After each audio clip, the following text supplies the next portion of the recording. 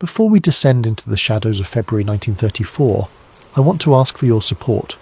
If you're enjoying this documentary, please use your hype points on this video. It helps the channel far more than you possibly know.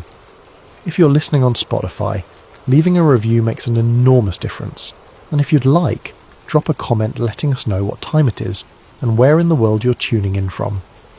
We absolutely love seeing where everyone is listening. If this kind of content speaks to you, consider subscribing. It keeps stories like this coming. Before we begin, I want to give a massive thank you to Shorpio for suggesting this story. Your support and ideas make this channel possible. Now let me take you back to a cold morning in Belgium, when a nation woke to news that would echo through history. February 17th, 1934. The sun rises over Belgium with the same indifference it always has.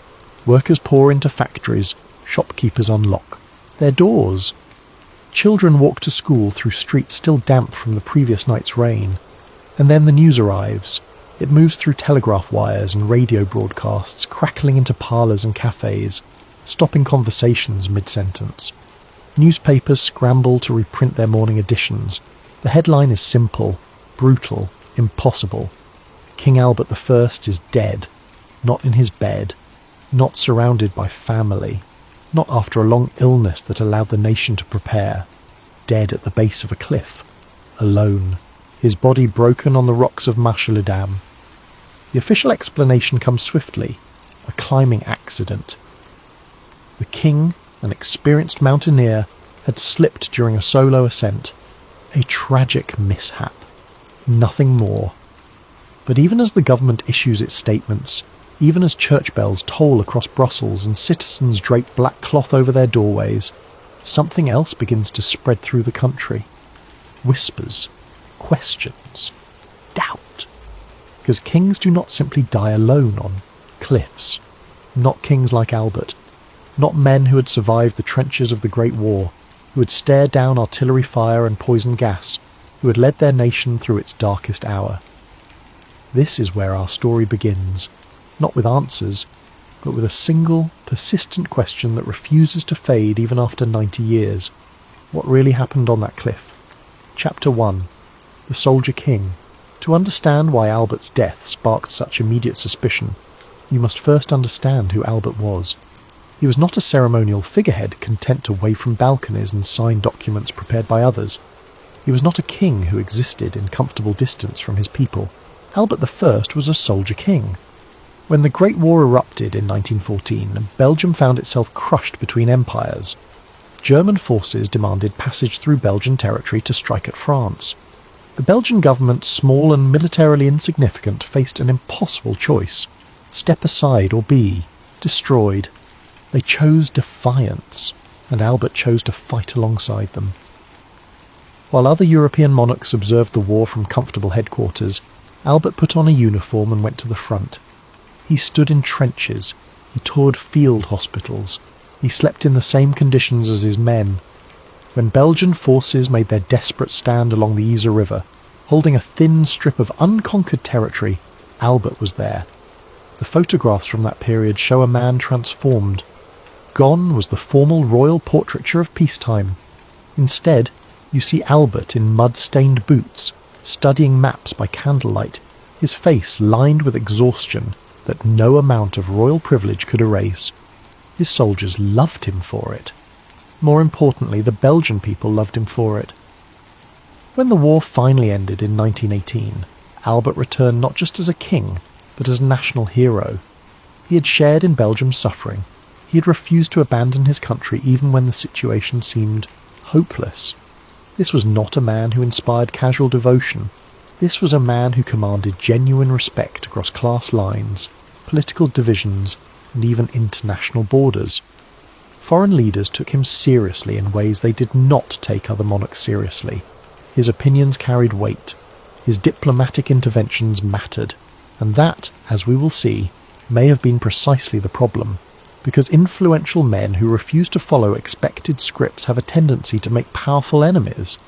Albert had grown up in the shadow of his uncle, Leopold II, whose brutal exploitation of the Congo had stained Belgium's international reputation.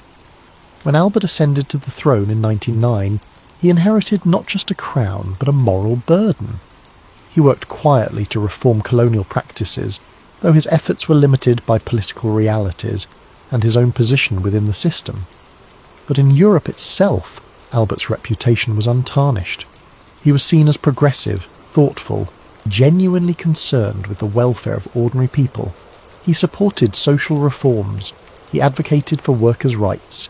He believed that monarchy could only survive in the modern age if it served the public good, rather than merely preserving its own privileges. These were not popular positions among Europe's traditional aristocracy. Many viewed Albert as naive, even dangerous. A king who sided with workers against factory owners, a monarch who questioned the divine right of the wealthy to exploit the poor. Such ideas threatened the entire social order.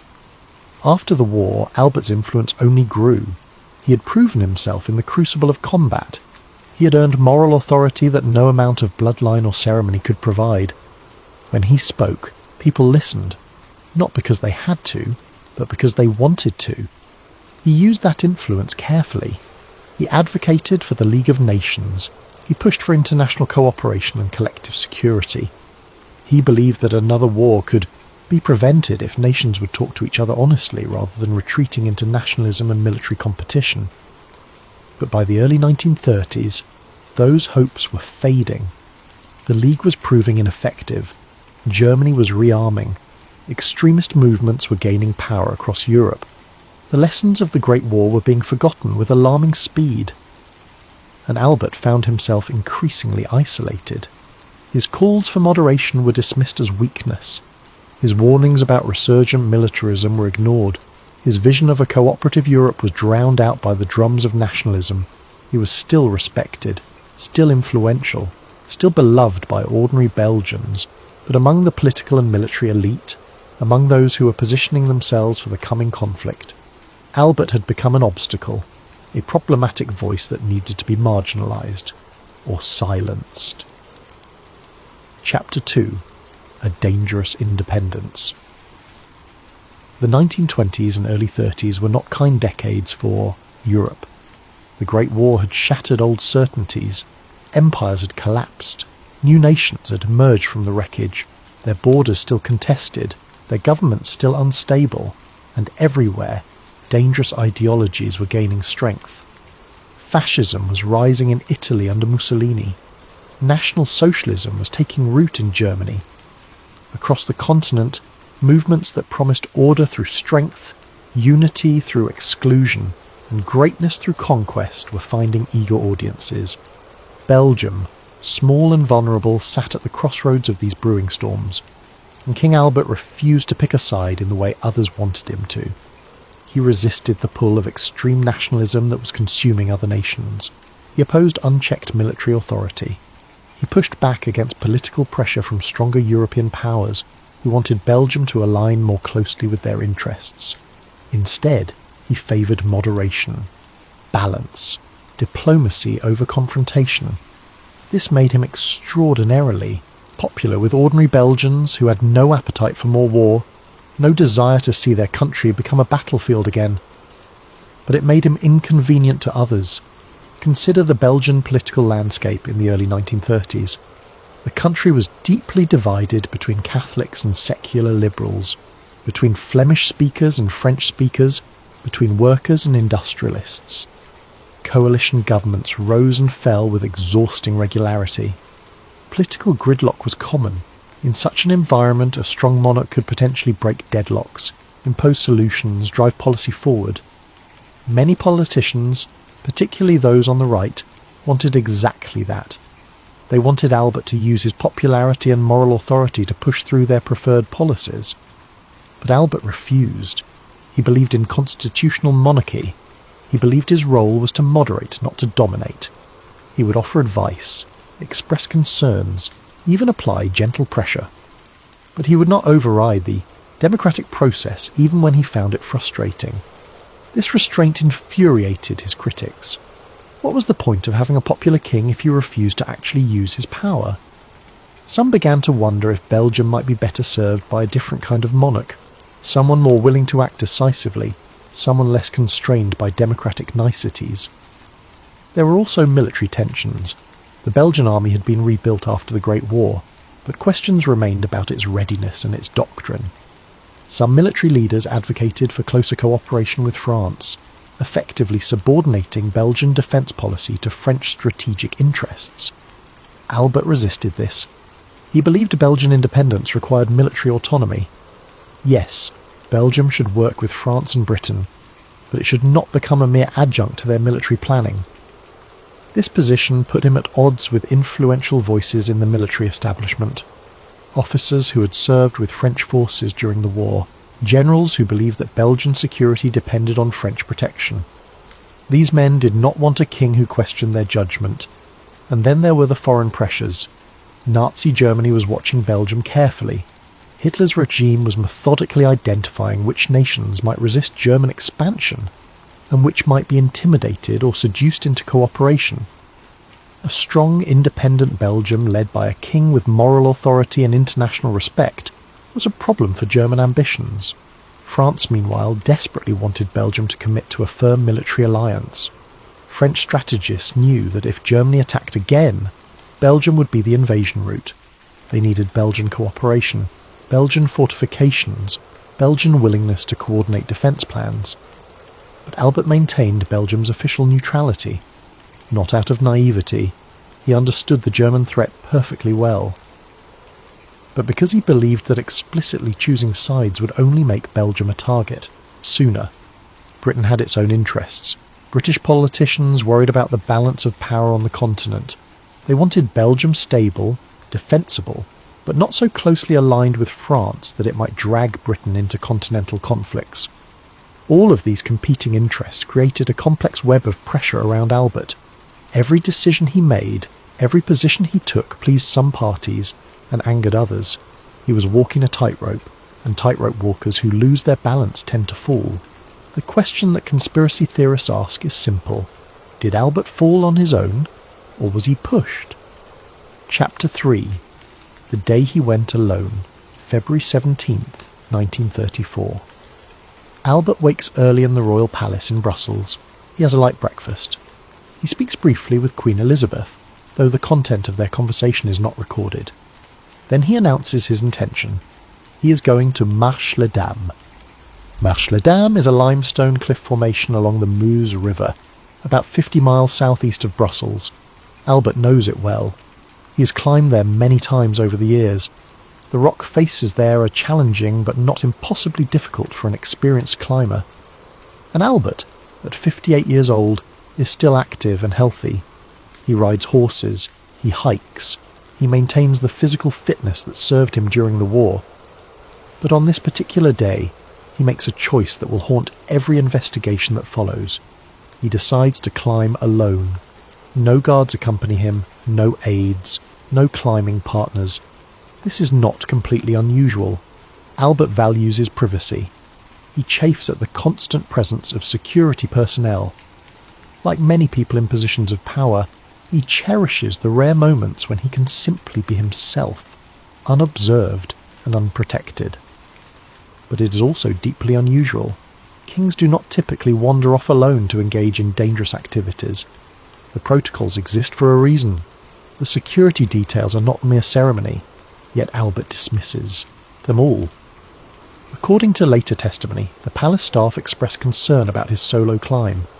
The weather was acceptable, but not ideal. Clouds were moving in, and there was a possibility of rain later in the day. Several people suggested that perhaps the king should wait for better conditions or at least take someone with him. Albert waved off these concerns. He had climbed in worse weather. He knew the route. He would be fine. This confidence would prove fatal. Or would it? Because here is where the conspiracy theories begin to take root. Why on this particular day did Albert insist so strongly on going alone? Was it simply his usual preference for privacy? Or had something changed? Some researchers have pointed to the political situation in the days leading up to February 17th. There had been tense discussions in Brussels about Belgium's foreign policy, disagreements about military readiness, friction between Albert and certain members of his government. Nothing explosive, nothing that made headlines. but a pattern of small conflicts that might have left Albert wanting to escape for a few hours, to clear his head, to be alone with his thoughts and the rock. This explanation makes psychological sense. Powerful people often seek solitude when they feel overwhelmed. The act of climbing, focusing entirely on the physical challenge, pushing everything else out of your mind, can be deeply therapeutic, but there is another possibility. What if Albert had received information that made him want to go somewhere he could not be overheard? What if he had arranged to meet someone at Marche-les-Dames? Someone he did not want palace staff to know about. This theory is more speculative, but it has some circumstantial support. A few witnesses reported seeing a second vehicle near the cliffs around the time Albert would have been climbing. The reports were vague and never confirmed, but they exist in the historical record. If Albert had arranged a clandestine meeting, it would explain his unusual insistence on going alone. It would explain why he chose that particular day despite questionable weather. And it would mean that he was not alone on the cliff, that someone else was there when he fell. But we're getting ahead of ourselves. For now, we know only the facts. Albert drove to Marche-les-Dames. He parked his car near the base of the cliffs, and then he began his ascent.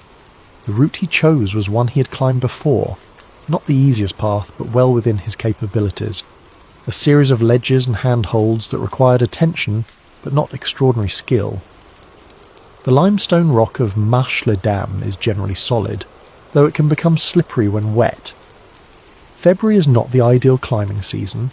The rock is often damp from rain or morning frost, but experienced climbers can manage these conditions if they are careful. Was Albert careful that day? We have no way to know.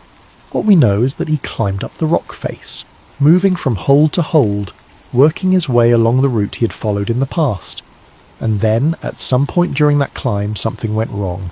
Catastrophically wrong. Albert fell. His body tumbled down the rock face, striking the limestone on the way down, finally coming to rest at the base of the cliff. The injuries were devastating. Multiple fractures, severe head trauma, internal bleeding. Death would have been quick, perhaps instantaneous. But what caused the fall? Did Albert simply make a mistake? Did he reach for a hold that was not secure? Did his foot slip on damp rock? Or did something else happen? Something that the official investigation would never adequately explore. Something that would leave room for 90 years of doubt. Chapter 4. The body at the base of the rocks. The search begins when Albert fails to arrive home at the expected time. Palace officials grow concerned. Calls are made. A small party is dispatched to Marche-les-Dames. They find his car, still parked near the cliffs, and then they find Albert. His body lies at the base of the rock face, broken and still. The injuries are severe, particularly to the head. Blood stains the rocks above where he fell, marking the trajectory of his descent. The scene tells a simple story. An experienced climber lost his grip or his footing. He fell. The impact killed him. There is no sign of struggle, no evidence of anyone else present, no indication of foul play. The authorities who arrive at the scene conduct a preliminary investigation. They photograph the body, they examine the rocks, they measure distances and angles, and they reach a conclusion that seems, on the surface, entirely reasonable. King Albert I died in a climbing accident. It is tragic. It is shocking. But it is, they assure the nation, straightforward. But let us pause here and examine what actually happened in those first crucial hours after Albert's body was discovered. The initial search party that found the king consisted of palace security personnel and local police. They were not forensic experts. They were not trained investigators. They were functionaries responding to an emergency. When they found Albert's body, they did what seemed natural. They moved him. They lifted him from the rocks, checked for signs of life, and when they found none, they prepared to transport him back to Brussels.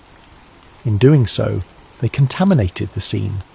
Modern crime scene protocols would have demanded that nothing be touched until a full forensic team could document everything in place. Photographs from multiple angles, detailed measurements, careful preservation of any evidence. But in 1934, these protocols were not standard, and even if they had been, would they have been applied to a king's death that appeared to be an accident? The body was moved, the scene was disturbed, and whatever evidence might have existed beyond the obvious was lost. This is not necessarily suspicious. It reflects the standards of the time, but it does mean that questions which should have been answerable became permanently unanswerable. For instance, the blood on the rocks above Albert's body. The official explanation is that he struck these rocks on the way down, bleeding from the impact with the blood marking his path of descent. This makes sense. But could the blood pattern tell us anything else? Could it indicate whether Albert was conscious when he fell? Whether he tried to catch himself? Whether the fall was controlled or uncontrolled? We cannot know, because the scene was not preserved with sufficient detail. Consider another question. Albert's climbing equipment. What was he wearing? What gear did he have with him? Were there any signs that his equipment had failed or been tampered with? The initial reports mention that Albert was found with climbing equipment, but the specifics are vague. Later investigations tried to reconstruct what he had been carrying, but memory is unreliable and records from that chaotic first day are incomplete. If Albert's rope had been cut, or his carabiners tampered with, or his harness sabotaged, would anyone have noticed in the confusion of that afternoon? Probably not.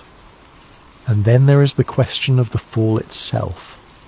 Based on where Albert's body was found and the blood on the rocks above, investigators concluded he had fallen from a height of approximately 80 feet. 80 feet is more than enough to cause fatal injuries. The official conclusion, that the fall killed him, is entirely plausible. But here is what is strange. Witnesses who saw the body described injuries that seemed excessive. Not just broken bones from impact, not just head trauma from striking rock, multiple fractures, severe crushing injuries. Trauma that seemed, to some observers, like more than a simple fall would cause. One person who saw the body, a palace physician who was not part of the official investigation, later wrote in his private diary that the king's injuries seemed curiously severe for the height of the fall. This observation was never followed up on. The physician was not called to testify. His diary remained private until it was published decades later. Could Albert's injuries tell us something important about how he died?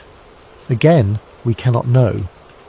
The body was not examined by a forensic pathologist. No autopsy was performed in accordance with modern standards. The official cause of death, massive trauma from a fall, was recorded based on visual examination alone, and then Albert's body was embalmed and prepared for the state funeral. Whatever evidence it might have contained was literally erased. This is not proof of conspiracy. Royal bodies are not typically subjected to detailed forensic analysis. The family has rights. Religious considerations apply. Political realities demand that the nation be allowed to mourn. But it does mean that questions which might have been answered definitively were, instead, left open to interpretation. And interpretation, in the absence of hard evidence, tends to drift towards suspicion. Chapter 5. Questions that would not fade. The conspiracy theories begin almost immediately. Some are wild and easily dismissed, tales of foreign assassins or elaborate plots that require technology and coordination that simply did not exist in 1934. But others are harder to ignore. They focus on the strangeness of the circumstances, the uncomfortable coincidences, the details that do not quite fit the neat narrative of a simple accident. Consider the timing. Albert had been in good health. There was no indication that his climbing abilities had deteriorated. The weather that day was unremarkable. No storm, no unusual conditions that would have made the ascent particularly dangerous. Consider his experience. This was not a novice attempting something beyond his skill level. Albert had been climbing for years. He knew Marche les Dames intimately. He understood the risks. Consider the politics. Albert had enemies, perhaps not enemies who would openly wish him dead, but certainly people who found his positions inconvenient. His resistance to certain political movements, his insistence on maintaining Belgian neutrality, his scepticism toward the militaristic nationalism spreading across Europe. What if someone wanted him gone? What if the cliff was not empty when Albert climbed it? What if someone was there, hidden, waiting? The theories branch in different directions from this central premise. The first major theory suggests equipment sabotage. Someone, identity unknown, gained access to Albert's climbing gear before the trip to Marsh-le-Dam. They weakened a rope, they damaged a carabiner, they compromised something in a way that would not be immediately visible, but would fail under stress. Albert would have begun his climb with no idea that his equipment had been sabotaged. He would have trusted the gear that had served him reliably in the past. And when he reached a critical point in the climb, the weakened equipment would have failed. He would have fallen, believing until the last moment that it was merely bad luck. This theory has a certain elegance. It explains why no one else needed to be present at the cliff. It explains why there would be no signs of struggle. The murder weapon would be the compromised equipment itself, which either was never recovered or was not examined closely enough to reveal the tampering. The main problem with this theory is that we have no detailed records of what equipment Albert was using that day. Without knowing the specifics, we cannot investigate whether sabotage was possible or likely. The second major theory is more direct. Albert was not alone on the cliff. Perhaps he had arranged to meet someone there. Perhaps someone had followed him without his knowledge. Perhaps an assassin had been waiting, hidden among the rocks. A confrontation occurs. Maybe just a startling encounter that causes Albert to lose his balance. Maybe something more violent. A push, a blow, a deliberate act of murder disguised as an accident. Albert falls. The killer flees. The scene, when discovered hours later, shows nothing but a body at the base of a cliff. This theory requires more assumptions. It requires that someone knew Albert would be at Marsh-le-Dam that day. It requires that they could approach or lie in wait without being seen. It requires that they could commit the act and escape without leaving evidence. But none of these requirements are impossible. If the assassin was a trained operative, and by 1934 every major European intelligence service had such operatives, they would have known how to follow a target without being detected. They would have known how to arrange what appeared to be an accident. They would have known how to leave a scene without leaving traces. The third theory focuses on what happened after Albert fell. Perhaps the fall itself was genuinely accidental, but perhaps someone was there when it happened, and perhaps that person, seeing an opportunity, chose not to help. Maybe Albert was injured, but not yet dead when he first struck the rocks. Maybe he could have been saved if someone had called for help immediately. But if that someone had reasons to want Albert dead, they might have simply watched, waited, let nature take its course.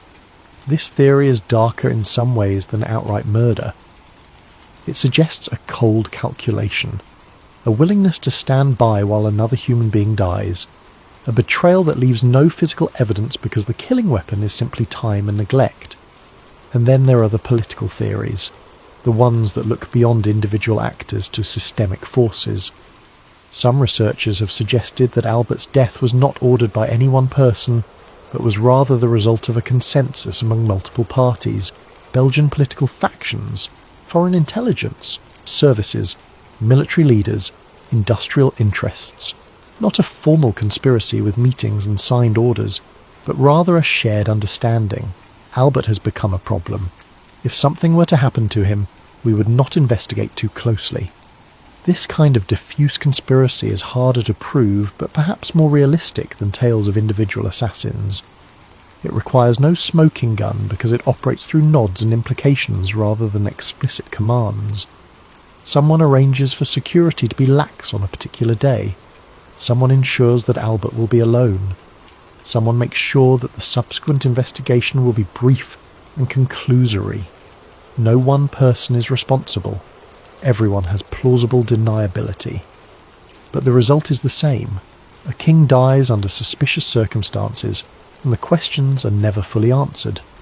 These theories spread through Belgium like ripples on water. They cannot be stopped by official denials or rational explanations, because at their core they express something deeper than specific accusations. They express a fundamental distrust of the official narrative, a sense that the truth is being managed rather than revealed, and that distrust is fueled by one undeniable fact. Albert was alone when he died. There were no witnesses. No one can say with absolute certainty what happened on that cliff. The only person who knows the truth is dead. Chapter 6. The Rushed Investigation.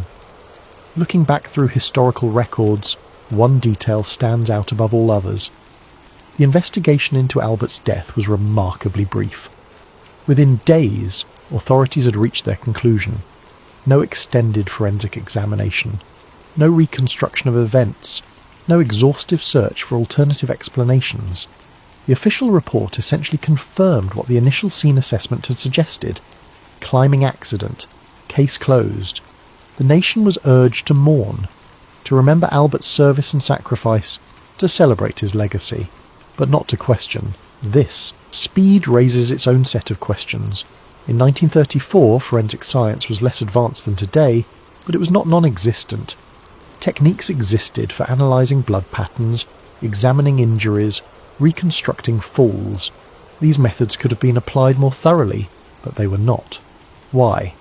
The charitable explanation is that the evidence was simply too clear. The scene spoke for itself. There was no reason to prolong an investigation when the conclusion was obvious. But conspiracy theorists propose a different explanation. Speed was chosen to preserve stability rather than truth. Think about what a prolonged investigation would have meant for Belgium. Weeks or months of uncertainty while experts examined every possibility. Public speculation running wild. International attention focused on the question of whether the king had been murdered. For a small nation still recovering from one war and watching nervously as Europe prepared for another, such instability could have been catastrophic. Better perhaps to declare it an accident quickly. To give the nation a clear narrative they could process and move beyond. To avoid the chaos that would come from admitting that the death might be suspicious. This is not necessarily evidence of conspiracy. It could simply be pragmatic governance, choosing social stability over absolute investigative thoroughness. But it left the door open. It left room for doubt to take root and grow. Let us examine exactly what the official investigation entailed. A commission was assembled consisting of government officials, military officers, and one forensic consultant. They reviewed the photographs taken at the scene. They interviewed the people who had found Albert's body. They examined the limited physical evidence that had been preserved. Their work took 3 days. 3 days to investigate the death of a king. Compare this to modern standards, where deaths under even mildly suspicious circumstances can trigger investigations lasting months or years, where forensic teams spend days just documenting a single crime scene, where every possible theory is explored and either confirmed or ruled out through careful analysis. The Commission in 1934 did none of this. They accepted the most obvious explanation and moved on. Their official report ran to just 16 pages. Much of it was devoted to Albert's biography and his service to the nation. The actual investigation of his death occupied perhaps 4 pages. Those 4 pages contain almost no technical analysis, no discussion of fall mechanics, no examination of whether the injuries were consistent with an accidental fall versus other causes, no exploration of alternative scenarios, just a simple narrative. Albert climbed, Albert fell, Albert died. When the report was published, most Belgians accepted it. They wanted to believe it was an accident. They needed to believe it. The alternative, that their beloved king had been murdered, was too painful to contemplate. But some people immediately recognised what was missing from the report. A Belgian journalist named Henri Jaspard wrote a series of articles questioning the investigation's thoroughness. He did not accuse anyone of conspiracy. He simply asked, "How can we be certain this was an accident when so little investigation was conducted?"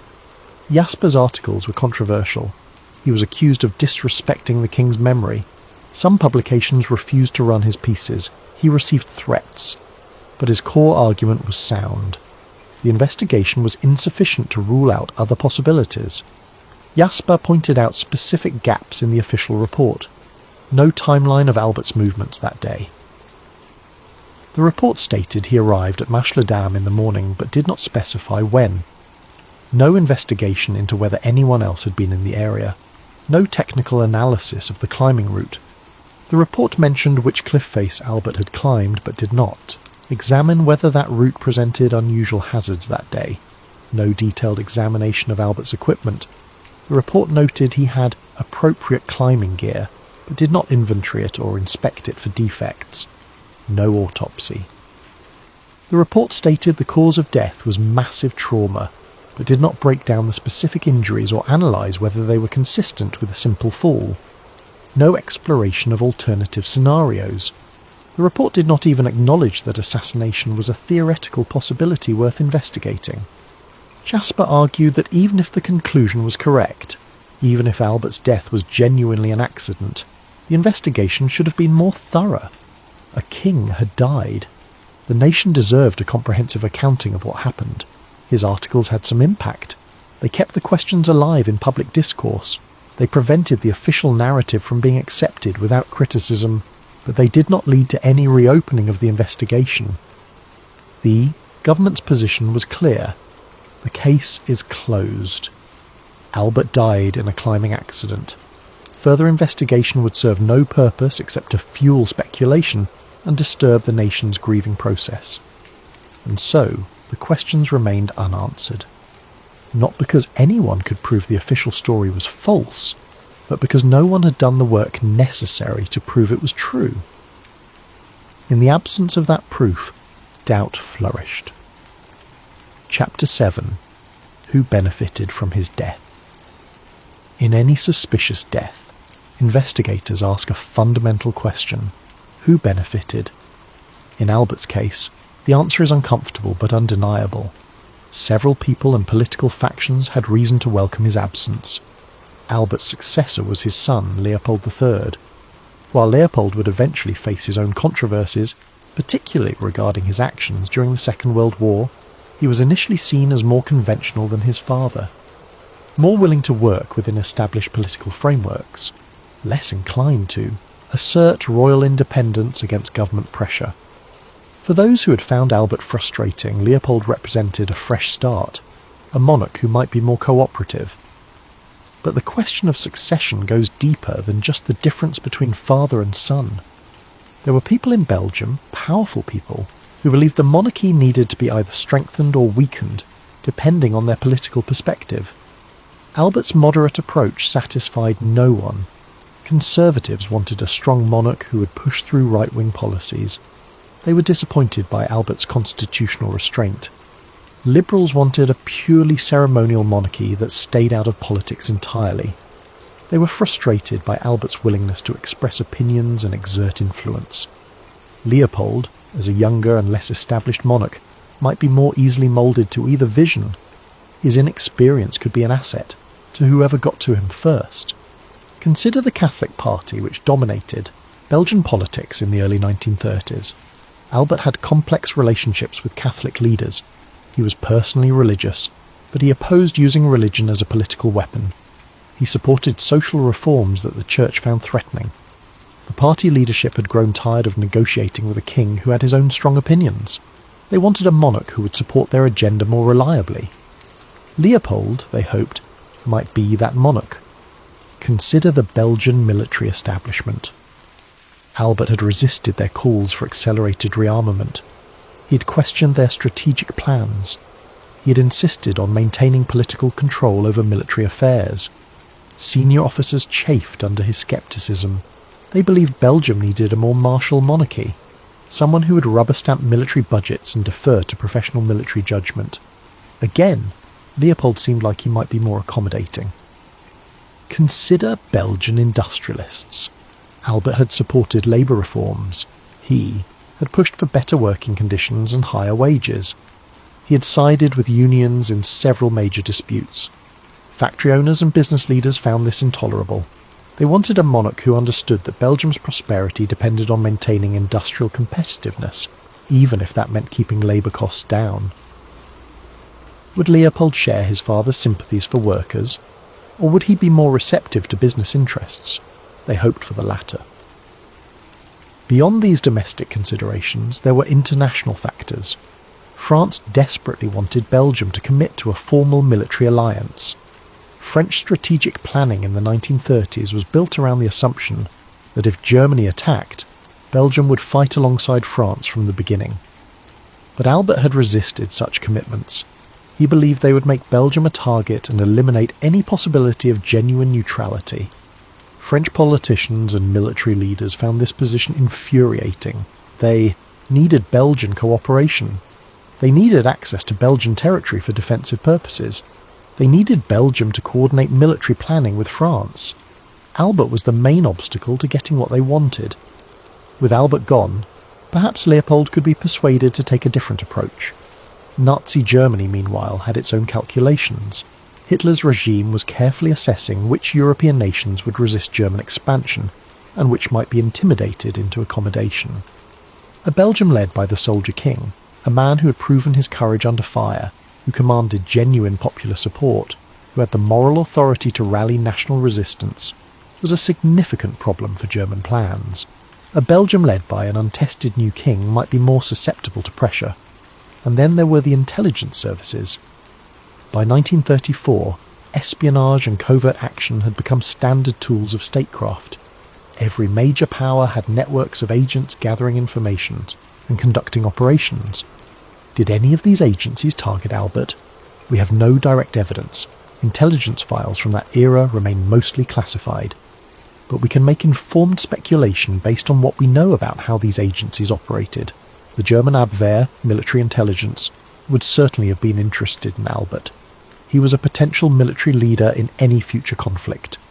Understanding his thinking, his plans, his vulnerabilities would have been a priority. The French Deuxième Bureau would have had similar interests.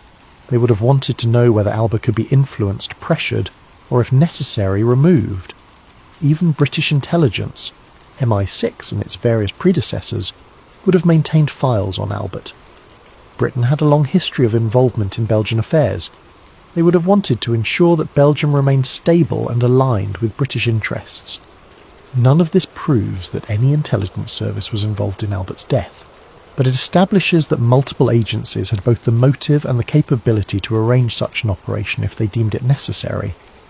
And the method, staging a climbing accident, would have been well within the capabilities of trained operatives. So we return to the fundamental question, who benefited? The answer is, many people, many factions, many interests. And that is precisely what makes the conspiracy theories so durable. If only one person had a motive, it would be easier to investigate and either confirm or disprove their involvement. But when numerous parties all had reason to want Albert gone, when the beneficiaries of his death span the political spectrum and cross international borders, the conspiracy becomes impossible to trace back to any single source. It becomes, in a sense, self-executing. Everyone understood that Albert was a problem. No one needed to explicitly order his death. They just needed to create conditions where such a death could occur and would not be investigated too closely. Is this what happened? We cannot know for certain, but we can observe that Albert's death solved problems for many powerful people, and we can note that those people showed remarkably little curiosity about exactly how those problems came to be solved. Chapter 8. Foreign Shadows. Some theories about Albert's death look beyond Belgium's borders entirely. They point to the broader European context of 1934. The continent was a powder keg. Germany was rearming under Hitler. Italy was pursuing aggressive expansion. The Soviet Union was locked in Stalin's purges. Spain was sliding toward civil war. Everywhere, intelligence services were operating with increasing aggression. Assassination was not theoretical. It was a tool of statecraft. Albert, with his commitment to Belgian neutrality and his resistance to extremism, represented a problem for multiple foreign powers. Let us examine each of these foreign interests more carefully. Nazi Germany is perhaps the most obvious suspect in conspiracy theories. By 1934, Hitler had been in power for just over a year. The Nazi regime was still consolidating control, but its ambitions were already clear. Hitler's strategic vision required German dominance over Central and Western Europe. Belgium, with its strategic location and its access to ports on the English Channel, would be crucial in any conflict with France and Britain.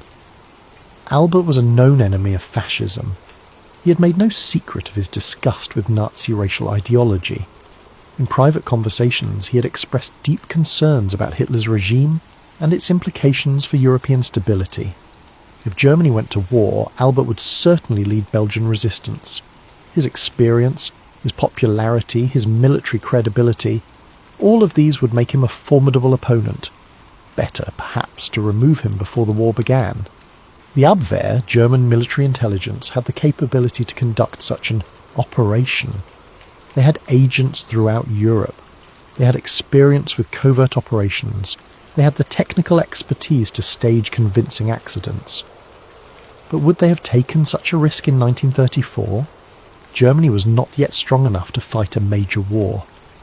Hitler was still cautious about provoking international opposition. Would he have authorised the assassination of a foreign monarch? Possibly not through official channels, but the Nazi regime was not monolithic. Various factions pursued their own agendas. Rogue elements within the intelligence services might have acted without explicit authorization if they believed it served German interests. And crucially, if such an operation were discovered, Hitler could plausibly deny any knowledge of it. France presents a different kind of suspicion. The French did not want Albert dead. They needed Belgium as an ally. But they wanted him to be more cooperative, more willing to subordinate Belgian interests to French strategic needs. What if a French intelligence operation went wrong? Imagine this scenario. French agents approach Albert at Marche-les-Dames. Perhaps they have information to share. Perhaps they want to have a private conversation away from official channels. The meeting becomes confrontational. Albert refuses whatever they are demanding. Threats are made. The situation escalates. And suddenly, there is a death that no one intended but that everyone must now cover up. This theory explains several puzzling elements.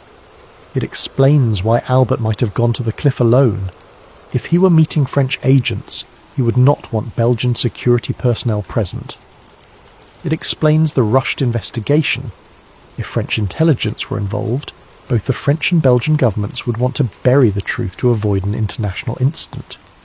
It explains why there were rumours of a second vehicle at the cliff that day, French agents arriving for the meeting, and it explains why the conspiracy theories focus on accident versus assassination, rather than considering the possibility of something in between, a death that was neither planned murder nor simple accident, but rather the catastrophic outcome of an intelligence operation that went horribly wrong.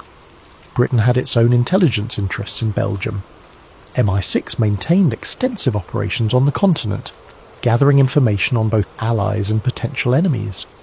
British interests were more aligned with Albert's positions than those of Germany or even France.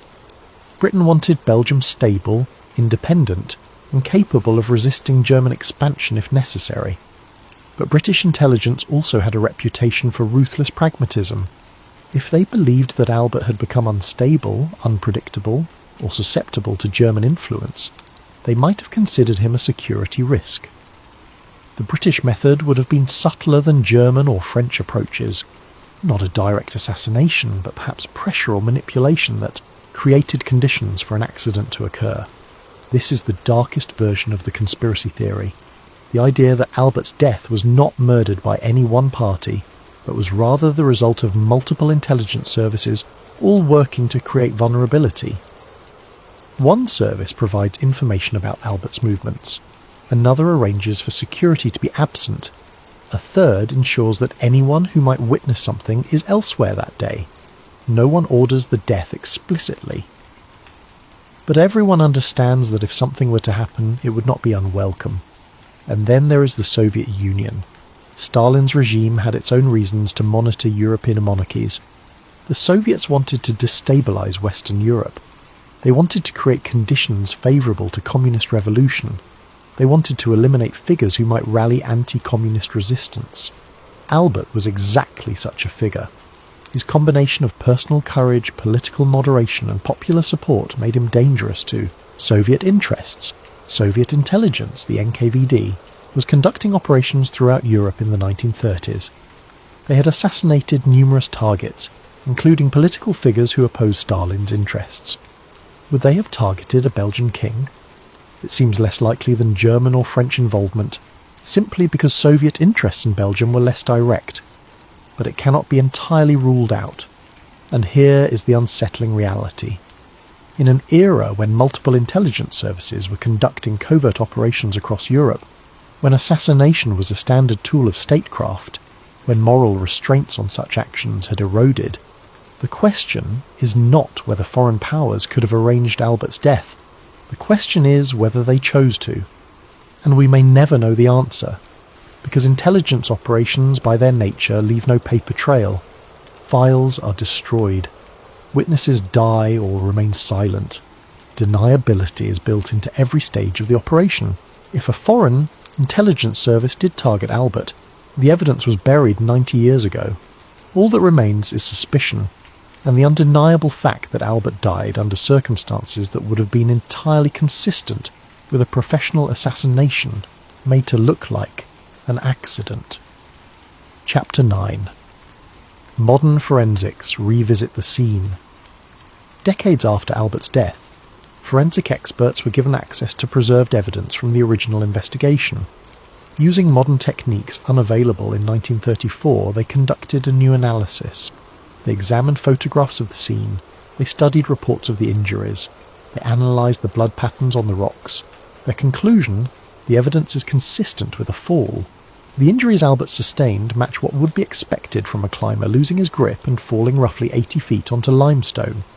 The blood on the rocks above shows a trajectory consistent with impact during the descent. There is no evidence in the physical record that contradicts the accident explanation. No signs of struggle, no injuries inconsistent with a fall, no indication that the scene was tampered with. For many people, this modern forensic analysis settles the question. The experts have spoken, the science is clear. Albert died in a climbing accident just as the original investigation concluded. The conspiracy theories can finally be put to rest. But they are not put to rest, because forensic evidence can only tell us what happened to Albert's body. It cannot tell us why it happened. Let us examine what the modern forensic analysis actually revealed, and what it could not reveal. The analysis was conducted in 1973, nearly 40 years after Albert's death. A team of forensic pathologists reviewed all available documentation from the original investigation. They noted that the quality of evidence preservation was poor by modern standards. Photographs were limited. Physical evidence had not been properly stored. The body itself had been embalmed and buried decades earlier, making direct examination impossible. But they worked with what they had. Their analysis of the injury patterns was thorough. Based on the descriptions in the original reports and the limited photographic evidence, they concluded that Albert had sustained multiple fractures to the skull, consistent with high-impact trauma, broken ribs and damage to internal organs, fractures to the arms and legs, suggesting he had struck multiple surfaces during the fall, severe abrasions and contusions throughout the body. All of these injuries, the forensic team concluded, were consistent with a fall of approximately 80 feet onto irregular rock surfaces. The blood pattern analysis was particularly interesting. The team noted that blood had been found on rocks at various heights, above where Albert's body was discovered. This suggested he had struck the cliff face multiple times on the way down, bleeding from head injuries sustained early in the fall. The distribution of blood was consistent with an uncontrolled tumbling fall, rather than a straight vertical drop. Again, this supported the accident theory. If Albert had been pushed or struck, you might expect a more direct trajectory. The tumbling patterns suggested he had simply lost his grip and fallen. The forensic team's report concluded with a statement that seemed definitive. Based on available evidence, the injury patterns and physical findings are entirely consistent with an accidental fall. We find no evidence that would suggest alternative causes of death. For the Belgian government, this was vindication. The original investigation had been correct. Albert's death was an accident. The conspiracy theories were unfounded, but conspiracy theorists were not convinced. They pointed out what the forensic analysis could not determine. It could not tell whether Albert's climbing equipment had been sabotaged. The equipment itself had not been preserved for analysis. Even if it had been, after 40 years, determining whether damage was deliberate or accidental would be nearly impossible. It could not tell whether Albert had been startled or distracted immediately before his fall. A sudden shout, an unexpected presence, a deliberate attempt to make him lose his balance. None of these would leave traces in the physical evidence. It could not tell whether Albert had been injured before he fell, if someone had struck him, causing disorientation or unconsciousness, and then pushed him over the edge. The injuries from the subsequent fall would obscure any prior trauma. It could not tell whether the scene had been staged, if someone had been present when Albert fell and had arranged the body or cleaned up evidence of their presence. The forensic analysis would have no way to detect this decades later. In short, the forensic analysis confirmed that Albert died from a fall, but it could not confirm that the fall was accidental. This distinction is crucial. The forensic evidence rules out certain wild theories. Albert was not shot and then placed at the base of the cliff. He was not killed elsewhere and his body transported to Marsh-les-Dames. He actually fell from that rock face. But within the category of death by falling from a rock face, there remain multiple possibilities. Pure accident. Albert made a mistake and fell. Induced accident. Someone created conditions that made Albert fall. Disguised murder. Albert was killed and then made to fall. The forensic evidence cannot distinguish between these scenarios, and so the conspiracy endures, adapting to accommodate the forensic findings rather than being disproven by them. Conspiracy theorists now argue that the modern forensic analysis actually supports their case. It proves that if Albert was murdered, the killers were sophisticated enough to leave no obvious traces. It demonstrates that a professional assassination could indeed be made to look exactly like an accident. This is the nature of conspiracy theories involving deaths without witnesses. The absence of evidence becomes evidence of cover-up. The lack of proof becomes proof of how well the plot was executed. You cannot forensically analyse what you cannot observe, and no one observed what happened on that cliff. Chapter 10. Why the Theory Endures. 90 years have passed since Albert fell at Marsh-les-Dames. 90 years of investigation, analysis, debate, and research. 90 years in which no definitive proof of conspiracy has emerged, and yet the theory persists. Why? The answer lies not in evidence but in psychology, in the way human minds process uncertain information, in the way we construct narratives to make sense of events that disturb us. Let us examine the elements that make Albert's death such fertile ground for conspiracy theories. First, the victim himself. Albert was not an ordinary person. He was a king. He was a war hero. He was beloved by his people. His death was not just the loss of an individual, but the loss of a symbol.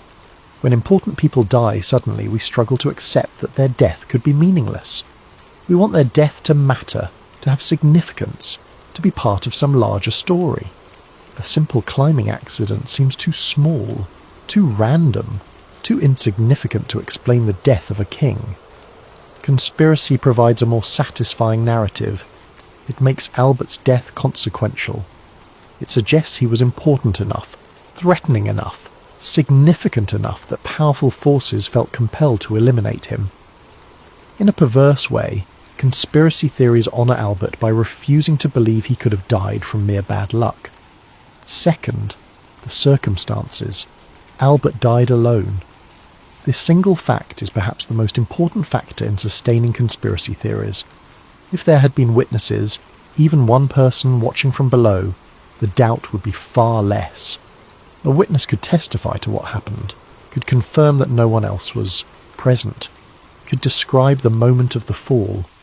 But Albert was alone, and lone deaths are inherently suspicious. They leave room for imagination. They cannot be corroborated. They exist in a narrative void that the human mind rushes to fill. Consider how different the historical record would be if Albert had been climbing with a companion. If someone had been there to say, "I saw him reach for a handhold. I saw it break away. I saw him fall. There was no one else there. It was an accident." That testimony, even if not entirely conclusive, would have carried weight. It would have provided a counter-narrative to conspiracy theories, but there was no such witness, so we are left with an empty space where testimony should be, and into that empty space conspiracy theorists pour their suspicions. Third, the political context. Albert died at a moment of extraordinary tension in European history. The 1930s were a decade of crisis. of collapsing democracies and rising dictatorships, of preparations for war. In such a context, assassination seems not just possible, but probable. We know that political murders were common in the 1930s. We know that intelligence services were operating with minimal restraint. We know that moral boundaries that might have prevented such actions in earlier eras had broken down. So when conspiracy theorists suggest that Albert might have been murdered, they are not proposing something outlandish. They are proposing something that would have been entirely consistent with the practices of the time. This makes the conspiracy theory more plausible than it might be in a different historical context. If Albert had died in the same way in, say, 1900, the conspiracy theories would be easier to dismiss. International relations were governed by different norms then. The idea of a European power assassinating another nation's monarch would have seemed outrageous, but in 1934, less outrageous, more believable. Fourth, the investigation. The speed and superficiality of the official investigation feeds conspiracy theories in an obvious way. When authorities rush to a conclusion, it suggests they do not want to find certain answers. When investigations are incomplete, it suggests someone does not want the truth to be known. Whether this interpretation is fair or not, it is understandable. A thorough investigation that explored every possibility and then concluded accident would have been far more credible than a brief investigation that accepted the most obvious explanation without serious scrutiny. The Belgian government's apparent eagerness to close the case quickly and move on raises questions. Even if their motives were benign, even if they genuinely believed further investigation would serve no purpose, the optics are bad. It looks like a cover-up, and when something looks like a cover-up, people will believe it is a cover-up, regardless of the actual facts. Fifth, beneficiaries. The fact that multiple parties benefited from Albert's death creates a kind of conspiracy multiplication effect. If only one person or group stood to gain, that would focus suspicion in a specific direction. Investigators could examine that party's actions, their capability, their opportunity. But when many different parties all benefited, when Albert's death solved problems for Belgian politicians, military leaders, foreign governments, and intelligence services, the conspiracy becomes diffuse. It could have been anyone, or it could have been a coordination among several parties, or it could have been simply that everyone understood what needed to happen and someone took action. This diffusion makes the conspiracy impossible to trace, but also, paradoxically, more believable. The multiplicity of suspects becomes evidence that something must have happened. Surely all these people who benefited cannot have benefited purely by chance.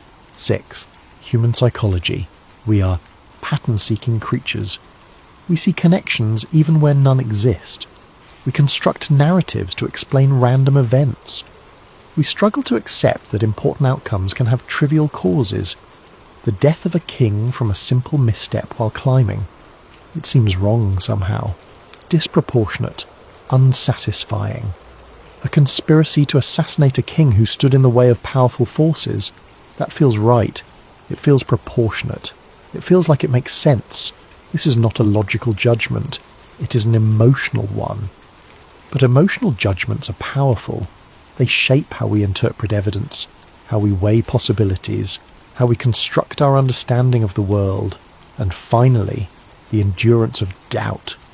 Once a conspiracy theory takes root, it is extraordinarily difficult to dislodge. Proof of the conspiracy would confirm it. But absence of proof is interpreted as evidence of an effective cover-up. New evidence that supports the official narrative is dismissed as part of the conspiracy. New evidence that contradicts the official narrative is celebrated as vindication. The theory becomes self-sealing. It cannot be disproven because any attempt to disprove it is interpreted as further evidence of its truth. This is frustrating for those who believe in the power of evidence and rational inquiry, but it is a reality of how human belief systems function. People do not just believe in conspiracy theories because of evidence. They believe because the conspiracy theory fulfills psychological needs. It makes the world feel more comprehensible, more controlled, more meaningful than it actually is. And so, 90 years after Albert's death, the conspiracy theories persist, not because new evidence has emerged, but because the old questions were never adequately answered. And once doubt takes root, it grows like a weed, spreading through the cracks in the official narrative, impossible to fully eradicate. Epilogue. The quiet cliff. Today, Marsh-les-Dames stands silent. The limestone cliffs remain unchanged, weathered by 9 decades of wind and rain, but essentially the same as they were on that February day in 1934. Climbers still visit the site. Some come for the challenge of the rock face. Others come because they know the history, drawn by the same dark fascination that pulls people to famous death sites around the world. There is a memorial near where Albert fell, a simple marker acknowledging his passing.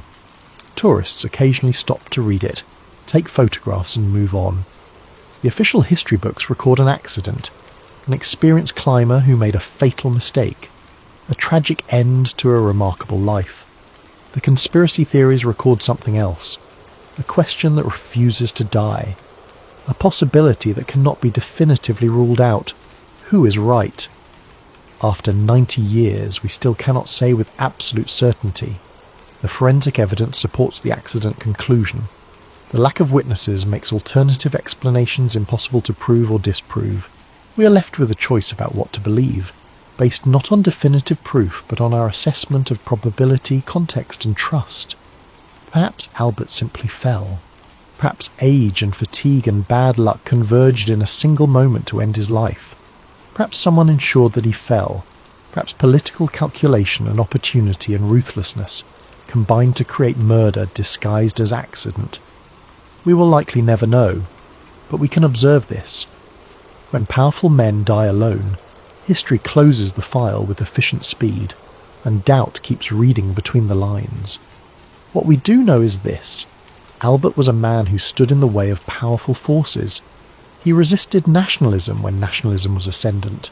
He opposed militarism when militarism was fashionable. He insisted on independence when independence was inconvenient, and then he died. Alone, under circumstances that could have been accidental, but could also have been arranged.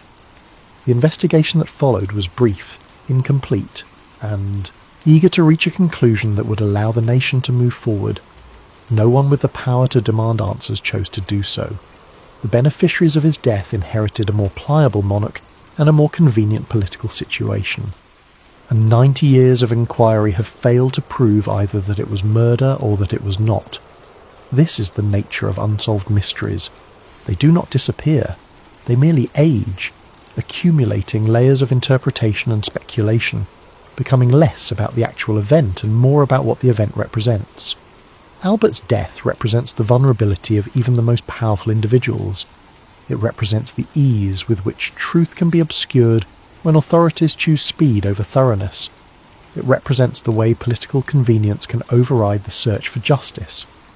Whether or not Albert was actually murdered, the suspicion that he might have been tells us something important about the world he lived in. It was a world where such murders were common, where intelligence services operated without meaningful oversight, where assassination was a tool of statecraft, employed routinely against targets deemed inconvenient. In that world, the death of a Belgian king on a cliff could easily have been more than an accident, and the fact that we can still believe this 90 years later is perhaps the most damning evidence of all, not of conspiracy, but of the system that made conspiracy believable. The cliff at Marsh-les-Dames holds its secret still. The rocks remember nothing. The wind carries no confession.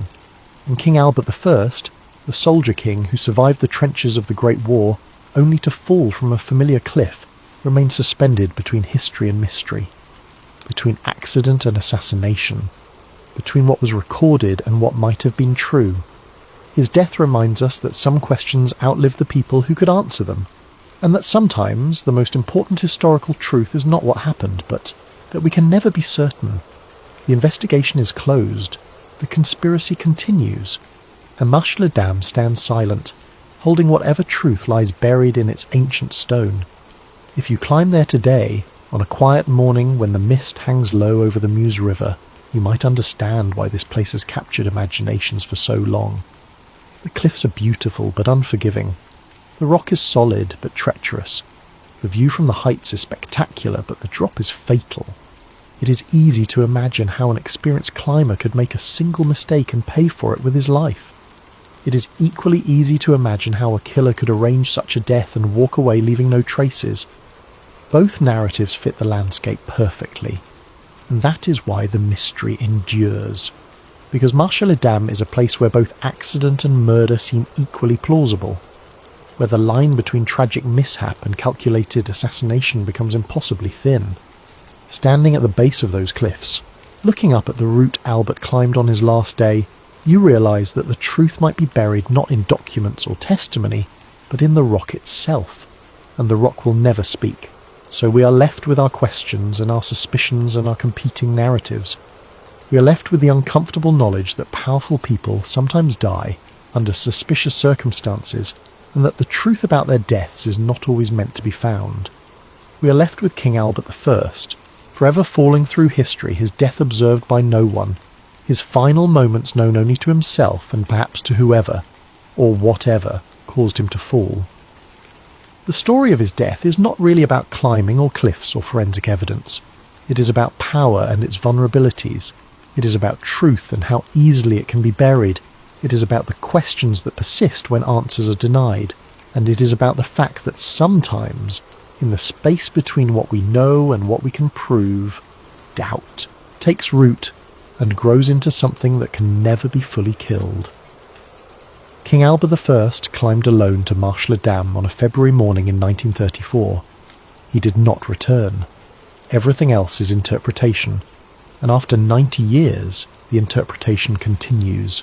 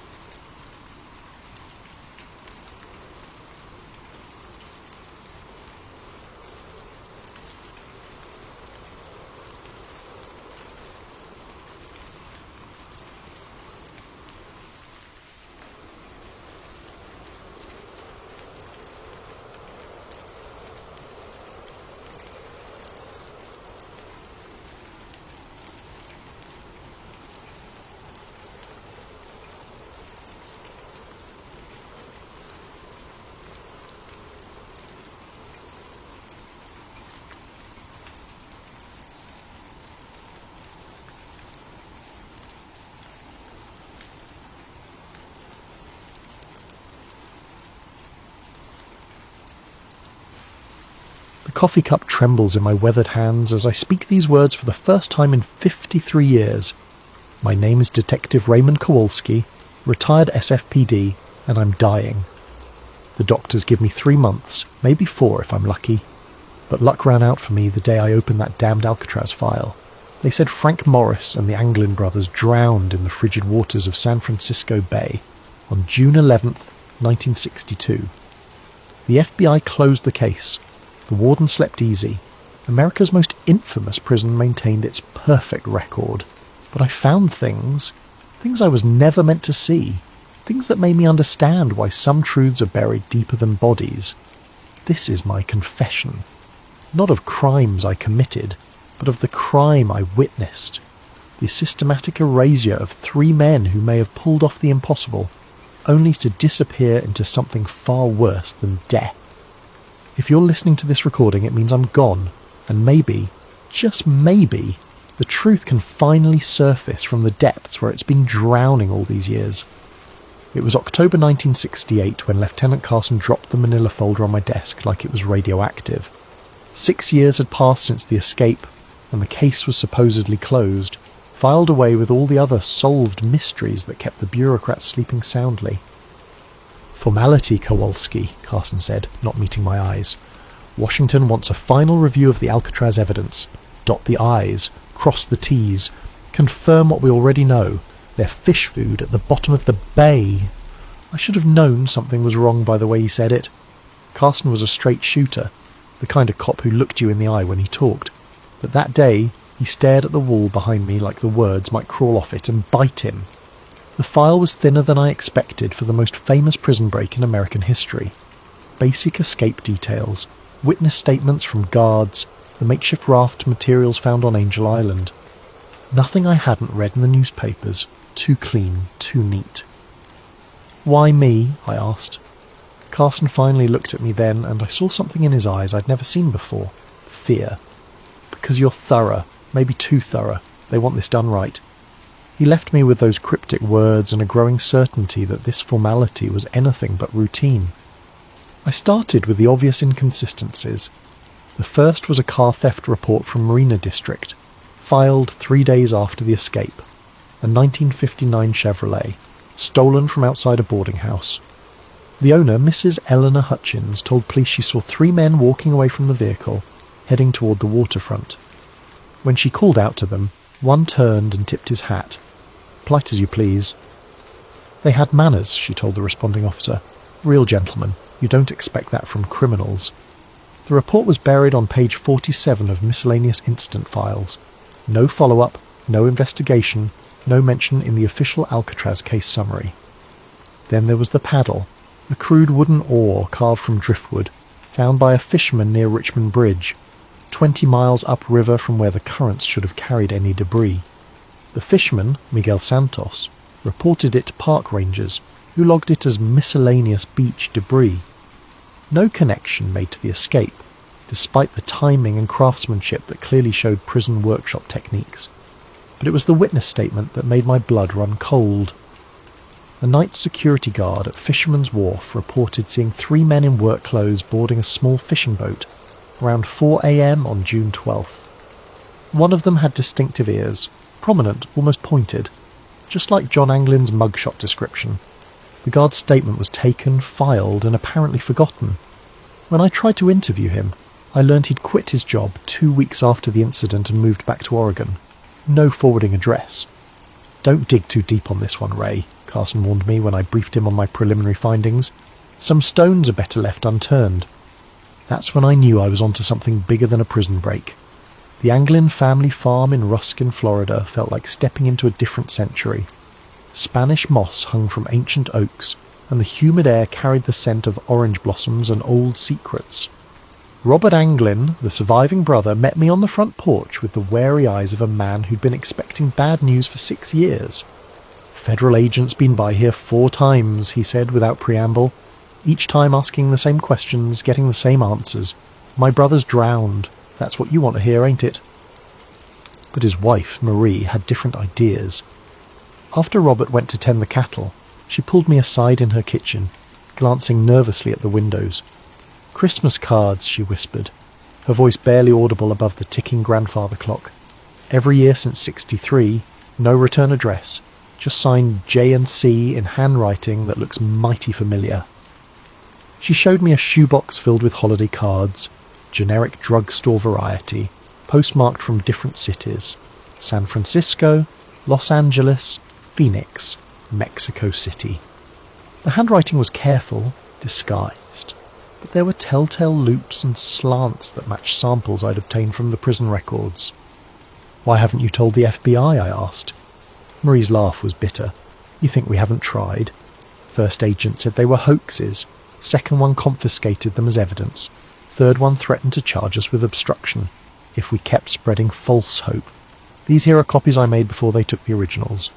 Photographs came out next. 3 pictures, slightly blurry, showing 2 men in work shirts standing outside what appeared to be a South American cantina.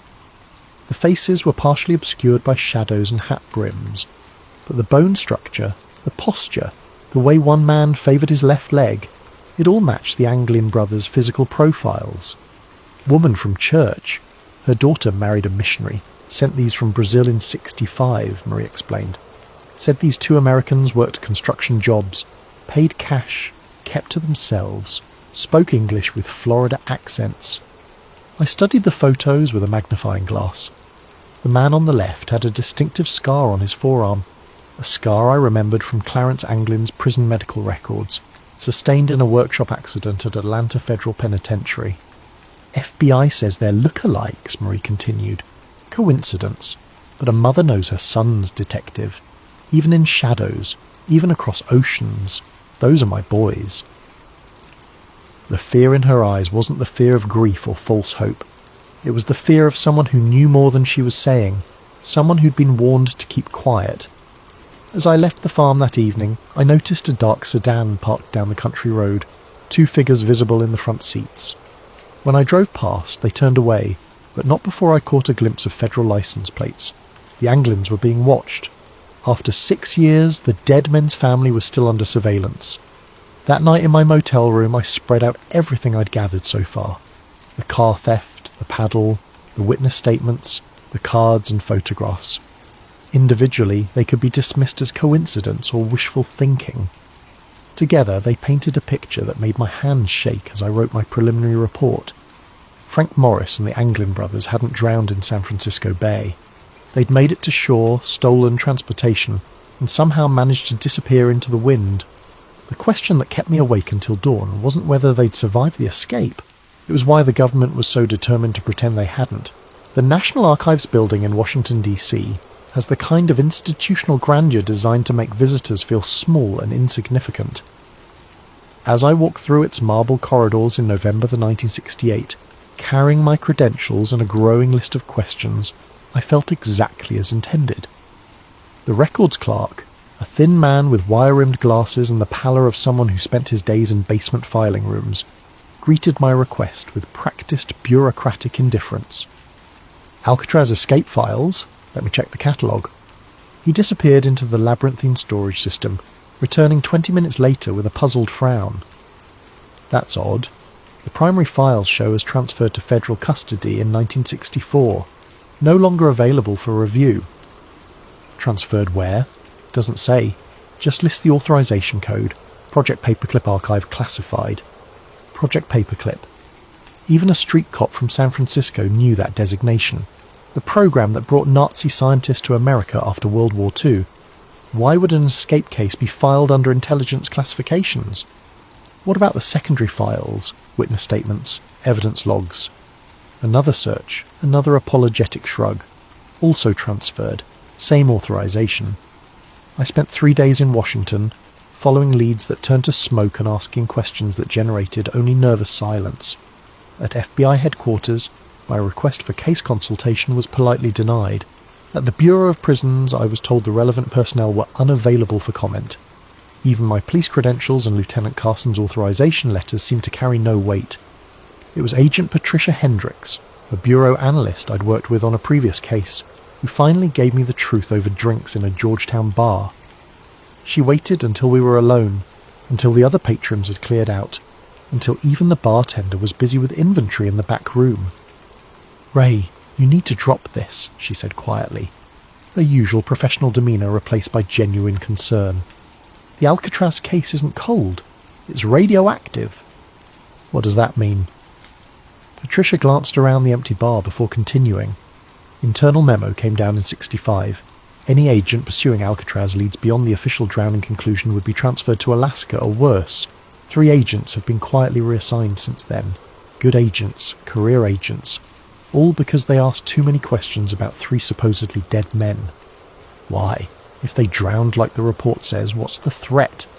Her laugh was hollow. That's the $1,000,000 question, isn't it?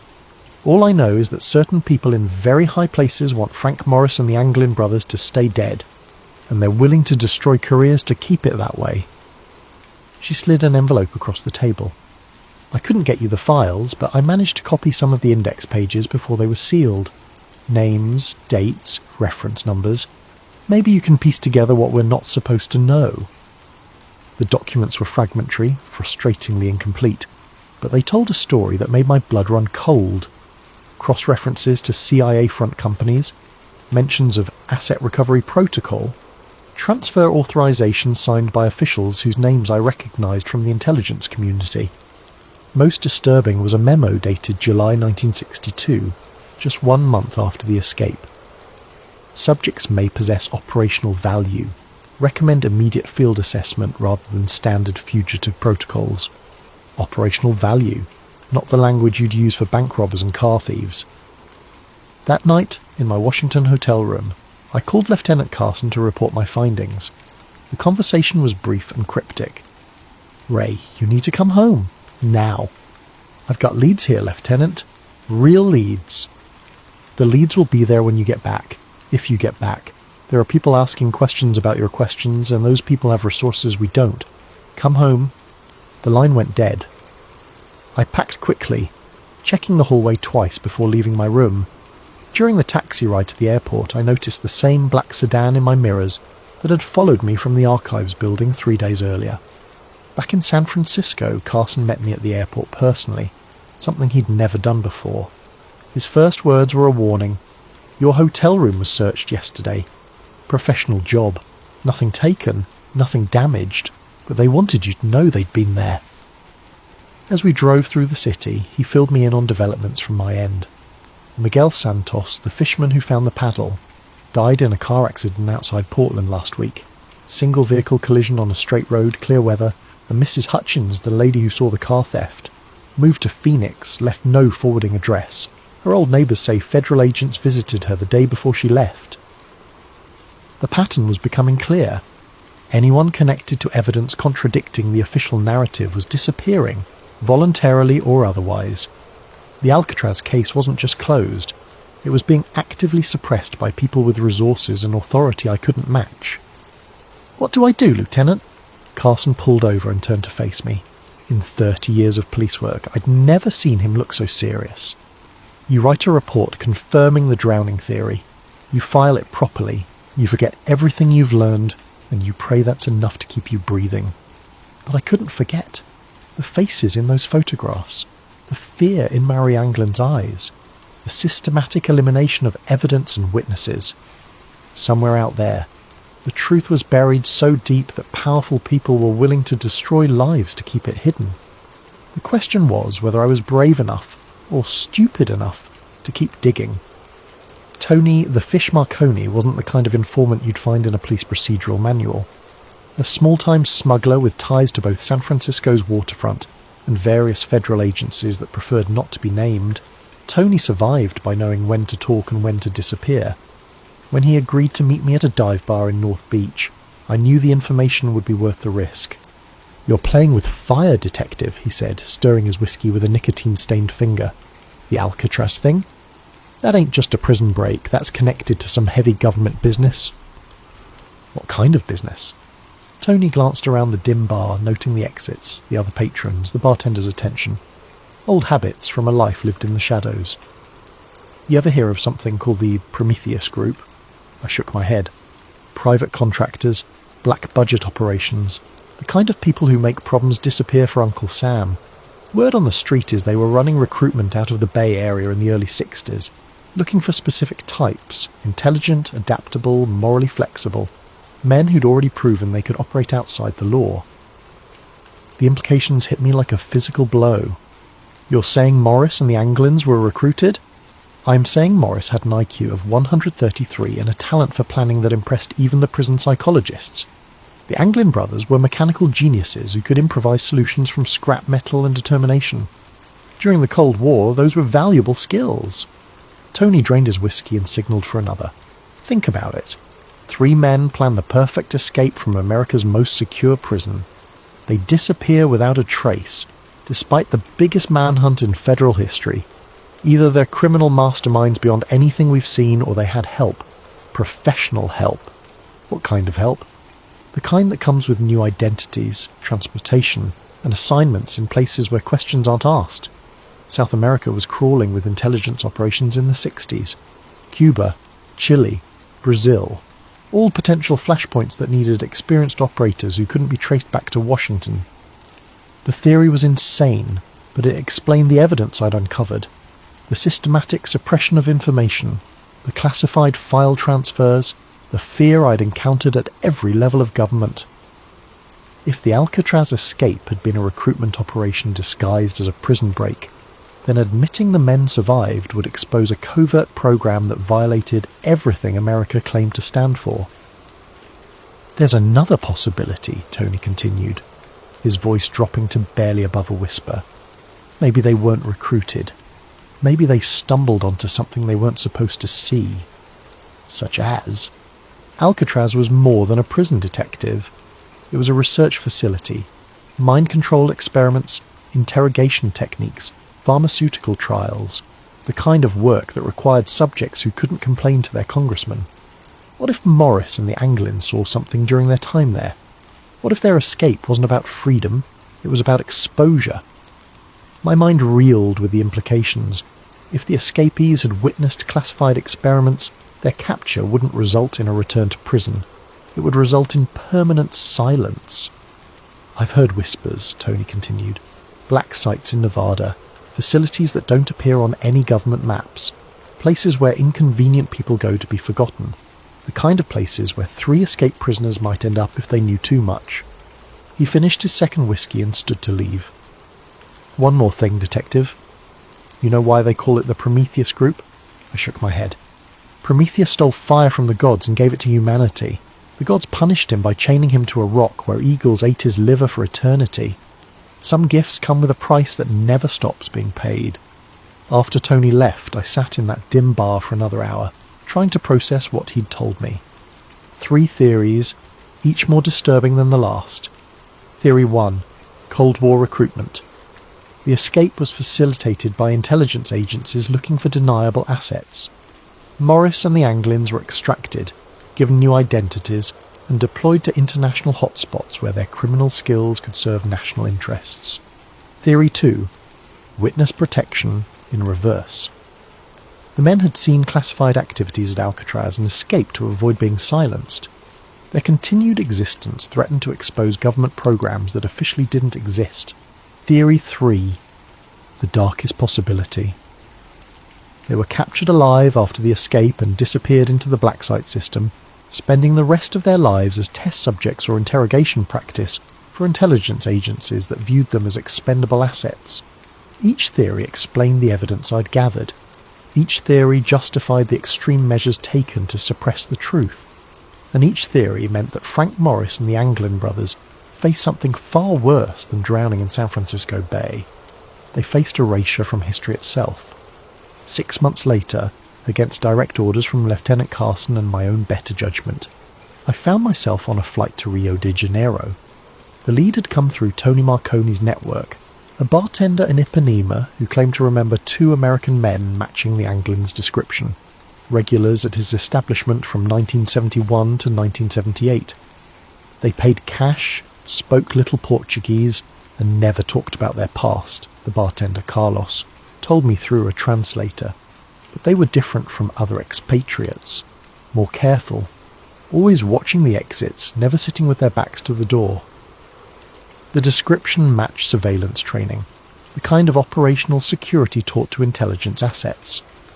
Carlos produced a photograph taken during a Christmas party in 1975. A grainy image showing 2 men at the edge of the celebration, their faces partially obscured but their body language unmistakably American. My hands trembled as I studied the picture. The man on the left had the same jawline, the same ears, the same way of holding his shoulders that I'd memorized from Clarence Anglin's prison files. The other figure showed signs of premature aging, stress lines and grey hair that suggested a life lived under constant tension. What happened to them? I asked. Carlos's expression darkened. They left suddenly, in the middle of the night. One day they were here, the next day their apartment was empty. The landlord said men in suits had come asking questions the week before, Americans but not tourists, government men. I spent another week in Rio following leads that grew colder with each passing day. The apartment building where the mystery Americans had lived was scheduled for demolition, its records mysteriously lost in a fire. The bank where they had allegedly maintained accounts had no record of American customers from that period. Every trail ended in convenient dead ends and missing documentation. On my final night in Brazil, I was approached by a man claiming to be a freelance journalist who'd been investigating the same story. We met at a beachside cafe in Copacabana, the sound of waves masking our conversation from potential surveillance. "You're the American detective asking about the Alcatraz escapees," he said without preamble. It wasn't a question. I neither confirmed nor denied, waiting for him to continue. "I've been working this story for 3 years," he said, "following reports of American fugitives throughout South America. The trail is real, detective, too real. These men lived here, worked here, built lives here. But every time I get close to proof, the sources disappear. Witnesses relocate. Documents vanish. I've had my hotel room searched, my phone tapped, my sources intimidated. He slid a manila envelope across the table. This is everything I've gathered. Photographs, witness statements, financial records, hidden in different locations for 3 years, copied and recopied to prevent loss. It's yours now. Why? Because I'm done. Yesterday, I received a visit from 2 men with American accents and no identification. They politely suggested that my investigation was endangering people I cared about. They showed me photographs of my sister's children playing in a park in Sao Paulo. Very clear photographs. Very recent photographs. The envelope contained a treasure trove of evidence. Bank records showing regular deposits to accounts held by men with obviously false Brazilian identities. Employment records from construction companies that had hired American workers without proper documentation. Hotel registries with signatures that bore striking resemblances to handwriting samples I'd obtained from Alcatraz. Most compelling was a photograph dated 1976 showing 3 men at a construction site in the Amazon basin. 2 matched the Anglin brothers' physical descriptions. The third was older, lean, with the kind of penetrating stare I remembered from Frank Morris's mugshot. All 3 wore work clothes and hard hats, looking like ordinary labourers except for their distinctly American postures and expressions. But like every other lead I'd followed, this one ended in frustration and fear. When I tried to contact the construction company, I learned it had been dissolved in 1979. The site where the photograph was taken was now underwater, flooded by a dam project that had relocated the entire local population. The pattern was always the same. Evidence of survival followed by systematic elimination of that evidence. Either I was chasing ghosts or someone with vast resources was staying 1 step ahead of every investigation. My flight back to San Francisco was delayed by mysterious mechanical problems. During the 6-hour layover in Mexico City, I noticed the same 2 men in different locations throughout the terminal. Always at a distance, always watching, never making direct contact. When I finally boarded the plane, they weren't among the passengers. Lieutenant Carson met me at San Francisco International with news that made my blood run cold. Federal marshals raided your apartment yesterday, Ray. Warrant signed by a judge I've never heard of, for evidence in a case they wouldn't specify. They took everything. Your files, your notes, your photographs, everything connected to Alcatraz. In the car ride home, he handed me an official-looking document. Transfer orders, effective immediately. You're being reassigned to the robbery division. Your Alcatraz investigation is officially terminated. On whose authority? Authority high enough that questioning it would end both our careers. Carson's voice carried a weight I'd never heard before. Ray, I've been a cop for 28 years. I've seen corruption, cover-ups and conspiracies, but I've never seen anything like this. The pressure to shut you down is coming from levels of government I didn't know existed. He pulled over in a secluded area of Golden Gate Park and turned to face me directly. Whatever you found down there, whatever you think you know, it's not worth your life. These people have made careers disappear for asking the wrong questions. They can make people disappear too. As he spoke, a black sedan with government plates drove slowly past us, its occupants clearly visible through tinted windows that somehow allowed us to see their faces while hiding their expressions. The message was unmistakable. We were being watched, our conversation monitored, our future actions carefully noted. That night, alone in my ransacked apartment, I realised the full scope of what I was up against. This wasn't just a cover-up of a prison escape. It was the systematic suppression of a truth so dangerous that the most powerful government in the world was willing to destroy lives to protect it. Frank Morris and the Anglin brothers hadn't just escaped from Alcatraz. They'd escaped into a shadow world where truth became enemy of the state, where survival meant accepting lies, and where the greatest prison of all was the silence that surrounded their fate. But silence, I was beginning to understand, has its own way of speaking to those willing to listen. 25 years passed like pages torn from a calendar and scattered by the wind. I worked robbery division, collected my pension, and tried to convince myself that some truths were better left buried. The Alcatraz case became a ghost that haunted my dreams. 3 faces staring at me from the depths of San Francisco Bay, asking why I'd abandoned the search for their story. Then came January 2013, and a letter that changed everything. The History Channel documentary was running old Alcatraz footage when the phone rang. It was my former partner, Jimmy Chen, now working cold cases for the FBI. His voice carried the excitement of a man who'd stumbled onto something extraordinary. "Ray, you need to see this. Someone sent a letter to the Bureau claiming to be John Anglin. Says he's dying of cancer, wants to make a deal. Information about the escape in exchange for medical treatment." My hands shook as I read the photocopied letter Jimmy brought to my house that evening. The handwriting was shaky with age and illness, but certain flourishes matched the Christmas cards Marie Anglin had shown me decades earlier. The details were specific, accurate, insider knowledge that only someone who'd lived through the escape could possess. "It's a hoax," Jimmy said, watching my reaction. "Has to be. FBI handwriting analysis says inconclusive. Could be authentic, could be someone who studied the case extensively." But I knew better. The letter wasn't just about the escape. It mentioned details that had never been made public. References to guard rotation patterns that were classified. Descriptions of cell modifications that weren't in any official report. Knowledge that could only come from someone who'd been there, who'd lived through those final months of preparation. "There's more," Jimmy continued. "The letter mentions a meeting place, coordinates in the Bay Area, where supposedly Frank Morris left something hidden before the escape. Information that was too dangerous to carry. The writer claims it's still there, waiting for someone brave enough to look." The coordinates led to a section of Angel Island State Park, near the spot where the makeshift raft materials had been found 51 years earlier. Against every instinct for self-preservation I'd developed, I found myself hiking those trails the following weekend, searching for something I couldn't name. It was hidden in a cave that didn't appear on any park maps, sealed behind rocks that looked natural but showed tool marks when examined closely. A waterproof container, military surplus from the 1960s, containing documents that made my blood run cold. Guard schedules from Alcatraz, annotated with personal notes about corruption and smuggling operations. Photographs of prison officials meeting with men in expensive suits who didn't appear in any government directories. Financial records showing payments from offshore accounts to wardens and guards who lived far beyond their official salaries. Most damning was a handwritten journal in Frank Morris's distinctive script, documenting what he'd witnessed during his time at Alcatraz.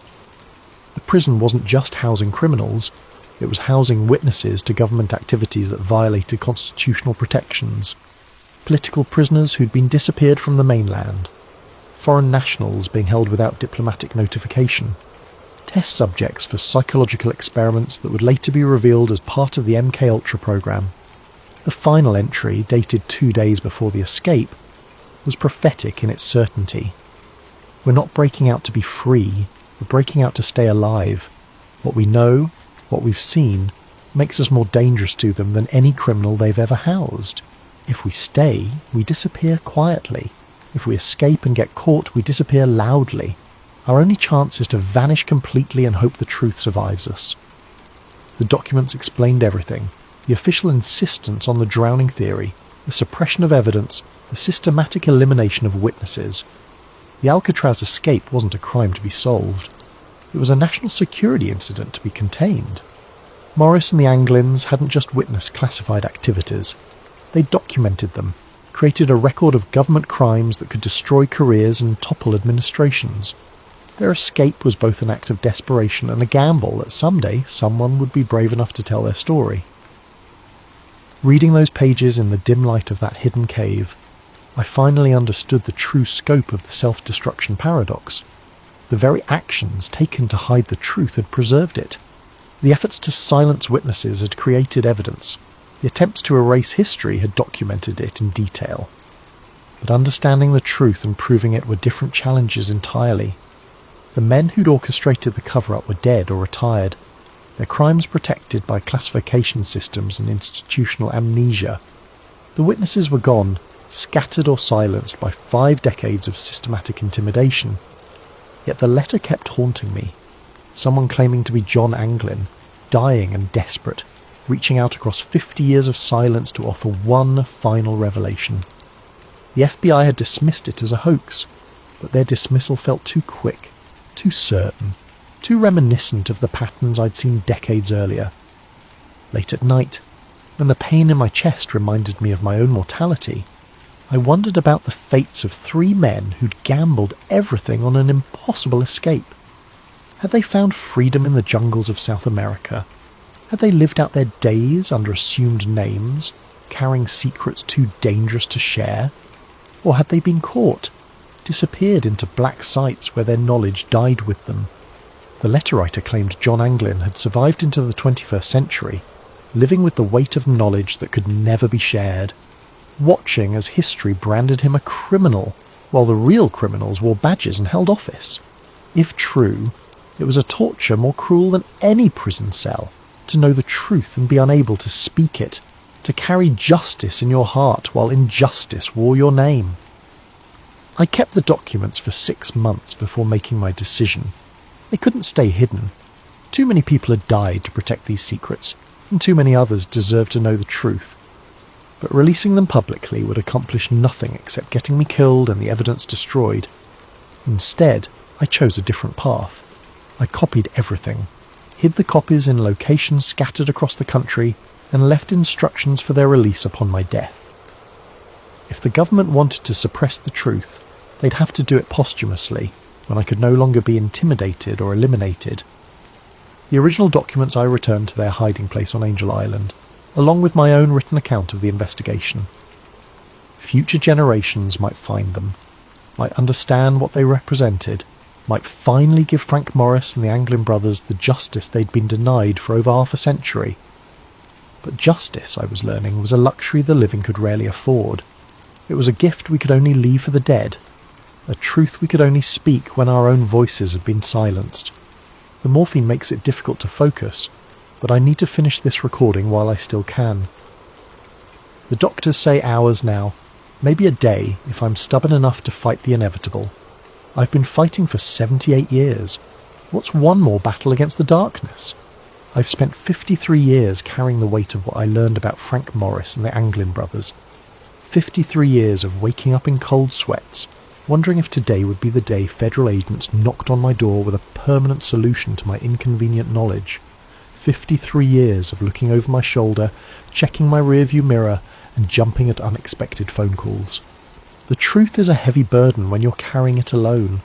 I don't know if Frank Morris and the Anglin brothers lived out their days in Brazilian freedom, sipping caipirinhas on Ipanema Beach and laughing at the federal agents who'd spent decades searching for their corpses.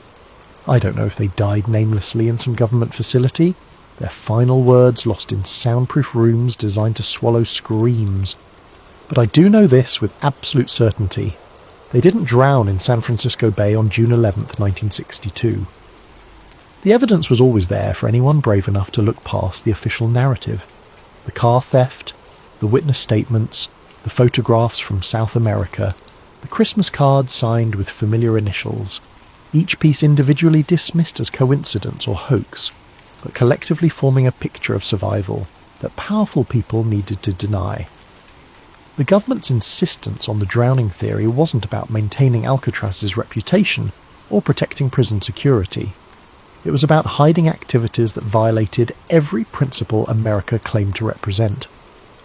The research programs, the intelligence operations, the systematic elimination of witnesses, all of it justified by national security classifications that turned constitutional protections into classified waste paper. Morris and the Anglins weren't just criminals who pulled off the perfect escape. They were inconvenient witnesses to state-sanctioned crimes, men whose continued existence threatened to expose a shadow government that operated beyond law, beyond oversight, beyond accountability. Their escape became their crime, their knowledge became their death sentence, their survival became a national security threat that required decades of cover-ups, intimidation, and murder to contain. I've left evidence of everything I'd discovered, hidden in multiple locations protected by legal arrangements that will trigger automatic release upon my death. Some truths are too important to die with the men who discover them. The morphine is winning now, and the room is getting darker. But before I fade away, I want to leave you with this final thought. Alcatraz was never escape-proof because its walls were too high or its waters too cold. It was escape-proof because the government made survival more dangerous than imprisonment, freedom more terrifying than captivity. The greatest prison isn't built with stone and steel. It's built with silence and fear, with official denials and convenient accidents, with careers destroyed and witnesses disappeared. Frank Morris and the Anglin brothers didn't die in San Francisco Bay. The Bay didn't kill them. The silence did. And silence. Silence is the strongest prison of all. But even silence eventually comes to an end. Recording ends with the sound of steady breathing that gradually grows fainter, until only the mechanical hum of hospital equipment remains.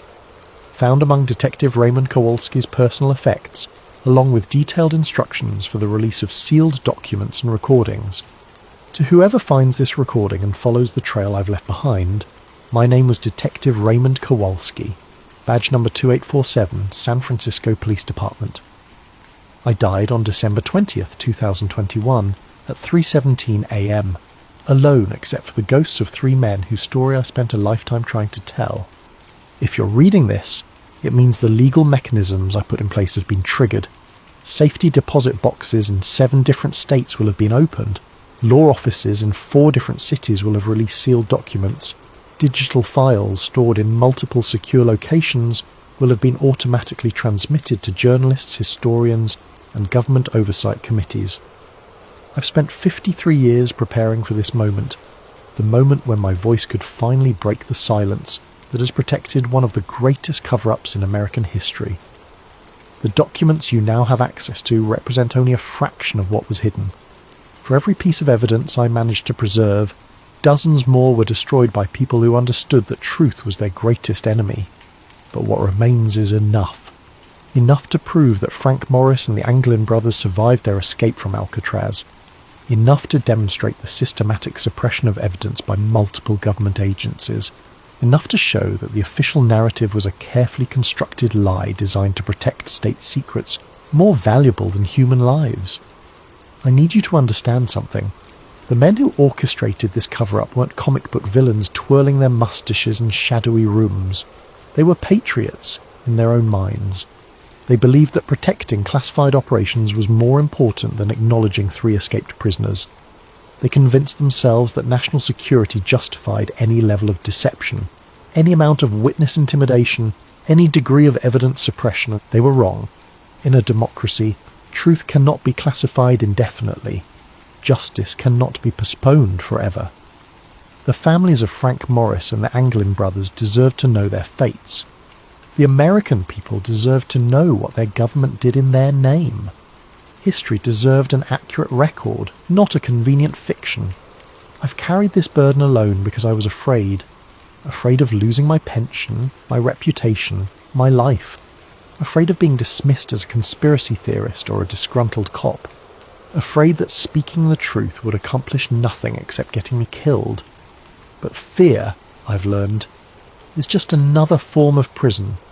And like Alcatraz itself, it's only escape-proof, as long as you believe the walls are stronger than your determination to break free. To the families of Frank Morris and the Anglin brothers, your loved ones were not the criminals history has made them out to be. They were witnesses to government crimes who paid the ultimate price for their knowledge. Whether they found freedom in South America or died in government custody, they deserved better than 50 years of official denial and systematic character assassination. To the government officials who will undoubtedly attempt to discredit these revelations, your time is over. The men who created this cover-up are dead. The operations they were protecting have been declassified or exposed through other channels. The only thing your continued denials accomplish is further damage to public trust in institutions that have already lost too much credibility. To the historians and journalists who will investigate these claims, be careful, be thorough, be brave. The people who killed witnesses and destroyed evidence may be gone, but the systems they created to protect state secrets remain in place. Truth-telling is still a dangerous profession in America. To Frank Morris, John Anglin, and Clarence Anglin, wherever your final resting places may be, your story is finally being told. Your truth is finally being spoken. Your silence is finally being broken. You escaped from Alcatraz on June 11th, 1962. You survived the waters of San Francisco Bay. You lived beyond that night, whatever your ultimate fates may have been. History will remember you not as the criminals who failed to escape, but as the men who succeeded too well for the government's comfort. Your greatest escape wasn't from prison. It was from the official narrative that tried to erase you from history. That escape, at least, was permanent. Final statement for the record. I, Detective Raymond Kowalski, being of sound mind and facing imminent death, do hereby swear under oath that every statement in this recording and its accompanying documents represents the truth as I discovered it through my official investigation into the Alcatraz escape of 1962. I have knowingly risked my career, my safety and my life to preserve this information. I have done so not for personal gain or professional advancement, but because I believe that in a democracy, truth belongs to the people, not to the bureaucrats who find it inconvenient.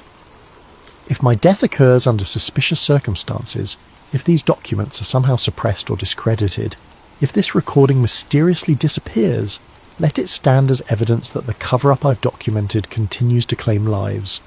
But if this message reaches you intact, if the truth I've preserved finally sees daylight, then maybe, just maybe, the strongest prison of all has finally been breached. The silence is broken, the truth is free, and Frank Morris and the Anglin brothers can finally rest in peace, knowing their story has been told. Badge 2847, signing off for the final time.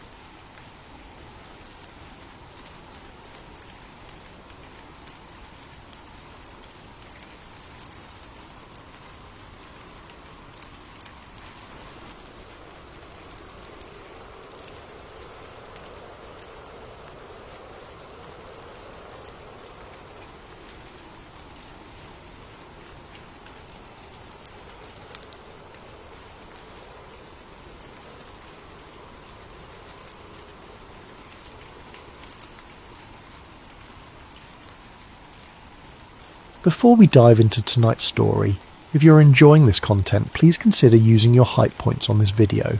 It truly helps the channel more than you possibly know, and we deeply appreciate your support. Also, if you'd like, drop a comment letting us know what time it is, where you are, and where in the world you're listening from. We love seeing where everyone is tuning in from, but only if you want to share. Now, let's begin. Imagine for a moment that humanity's greatest mistake wasn't reaching too far into space, but looking too deep into our own oceans. Imagine that beneath miles of dark water, something was found that was never meant to be disturbed. Something ancient, something aware, something that had been watching us long before we ever thought to watch the stars. In 1978, a NASA contractor recorded 18 minutes of footage that would never be shown to the public. 3 weeks later, he was dead. Within a year, NASA abandoned all ocean exploration and never gave a real explanation why. This is not a story about what might be out there in space. This is a story about what we found down here, and why someone decided we should never look again. This is the story of why NASA really left the ocean. The Abyss Protocol, why NASA really left the ocean. July 1978. The Pacific Basin stretched endlessly in all directions, its surface calm under a blanket of stars. The research vessel Pacific Surveyor rolled gently in the swell, its deck lights the only human presence for 300 miles in any direction. But 12,000 feet below, in a world of crushing pressure and absolute darkness, something impossible was about to be recorded. Marvin Eldridge had been working with NASA contractors for nearly 6 years. His specialty was deep scanning sonar technology, the kind that could map the ocean floor with unprecedented detail. At 42 years old, Marvin was methodical, careful, and deeply skeptical of anything that couldn't be measured and verified. He had 2 daughters in college, a mortgage in San Diego, and absolutely no patience for speculation or wild theories. He dealt in data, numbers, provable facts. On this particular night, Marvin was aboard the Pacific Surveyor conducting what should have been routine scans as part of the NOAA and NASA Joint Ocean Floor Imaging Program. The mission parameters were straightforward. Map a 60 square mile section of seafloor, catalogue any geological features of interest, collect core samples if time permitted. Routine, standard, boring even. He had been on deck drinking coffee, looking at the stars and thinking about whether his oldest daughter would actually finish her engineering degree when the sonar operator called him over around 11:30. The young technician's voice had an edge to it that made Marvin put down his coffee cup and head inside immediately. The screen showed something that shouldn't exist at that depth. Right angles, perfect 90-degree geometry. At 12,000 feet below sea level, nature doesn't create right angles. Erosion, pressure and time smooth everything into curves and irregular shapes. Coral builds organically. Lava flows and hardens in chaotic patterns. Rock fractures along stress lines that are never perfectly perpendicular. But there it was on the display, clear as day. A structure. Marvin ordered the submersible to make another pass. The automated system descended slowly, its lights cutting through the darkness in narrow cones that revealed only small sections of the vast emptiness. This time, they picked up something else. Metal reflections. The sonar was bouncing back signatures consistent with manufactured materials. Not rock, not biological matter. Metal, beneath more than 2 miles of ocean water. The technician adjusted the frequency range, trying to get a clearer reading. "Sir, this doesn't make sense. The return signature is too clean. It's like scanning a building, not a geological formation." Marvin watched the screen, his engineering mind trying to find a rational explanation. A sunken ship, maybe. Except ships don't sink in geometric patterns. They don't end up perfectly aligned on the seafloor, and they don't extend for over half a mile in each direction. Then the readings went wild. Something massive was moving beneath the sediment, not swimming through the water above it, moving beneath it, displacing tons of seafloor material as it shifted position. The displacement calculations appeared on the secondary screen, and Marvin felt his mouth go dry. Whatever was moving down there was at least 800 feet long. The mass estimate kept climbing as the computer tried to calculate volume and density. The submersible's cameras captured only darkness and swirling sediment, but the sonar painted a picture of something vast and deliberately hidden.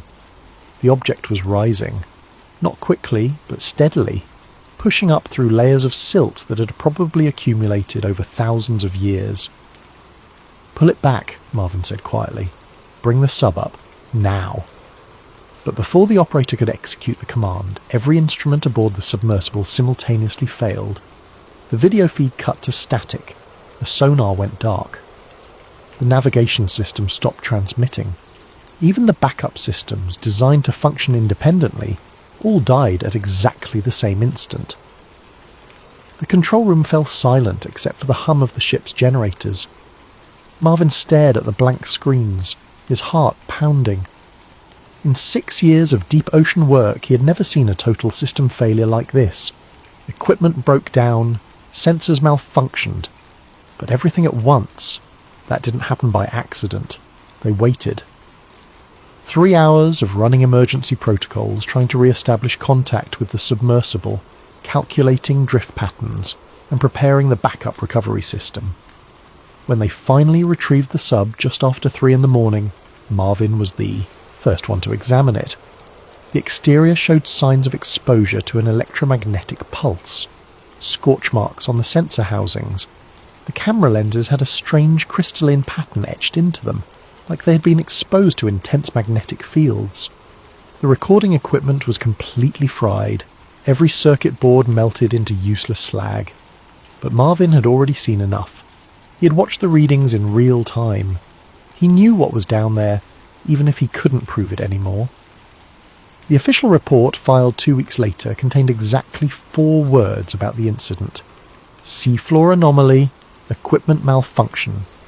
Nothing about the geometry, nothing about the metal signatures, nothing about the massive moving object, just equipment malfunction. Marvin read the report 3 times, each time feeling more certain that someone was actively burying what they had found. He had submitted a detailed account. 12 pages of technical observations, sonar readings, equipment analysis, and recommendations for follow-up investigation. All of it reduced to 4 words in the final document. Marvin Elridge wasn't the type to let things go.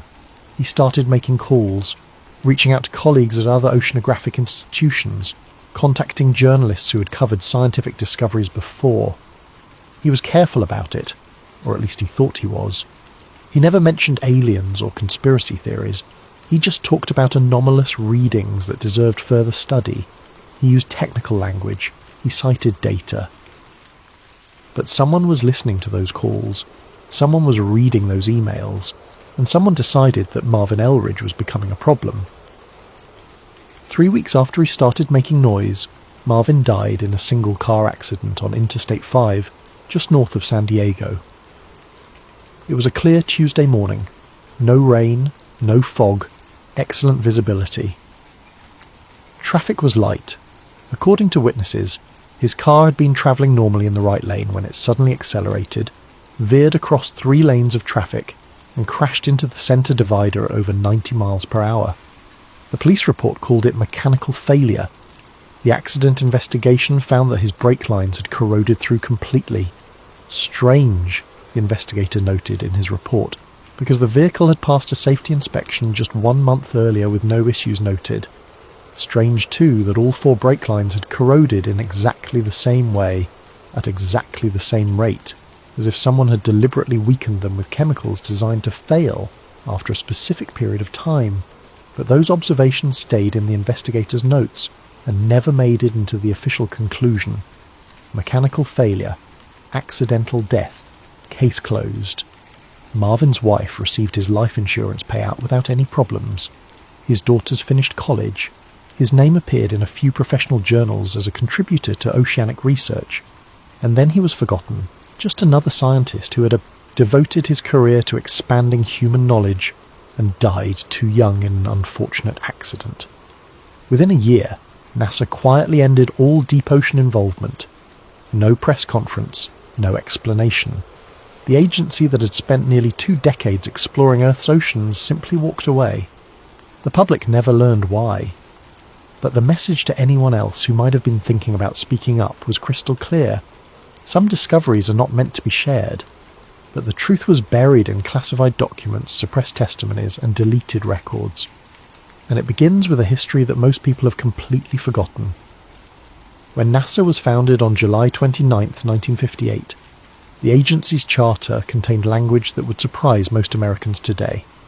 The Space Act, the founding legislation, specifically stated that NASA's purpose included expansion of human knowledge of phenomena in the atmosphere and space, and critically, a preservation of the role of the United States as a leader in aeronautical and space science and technology, and in the application thereof to the conduct of peaceful activities within and outside the atmosphere.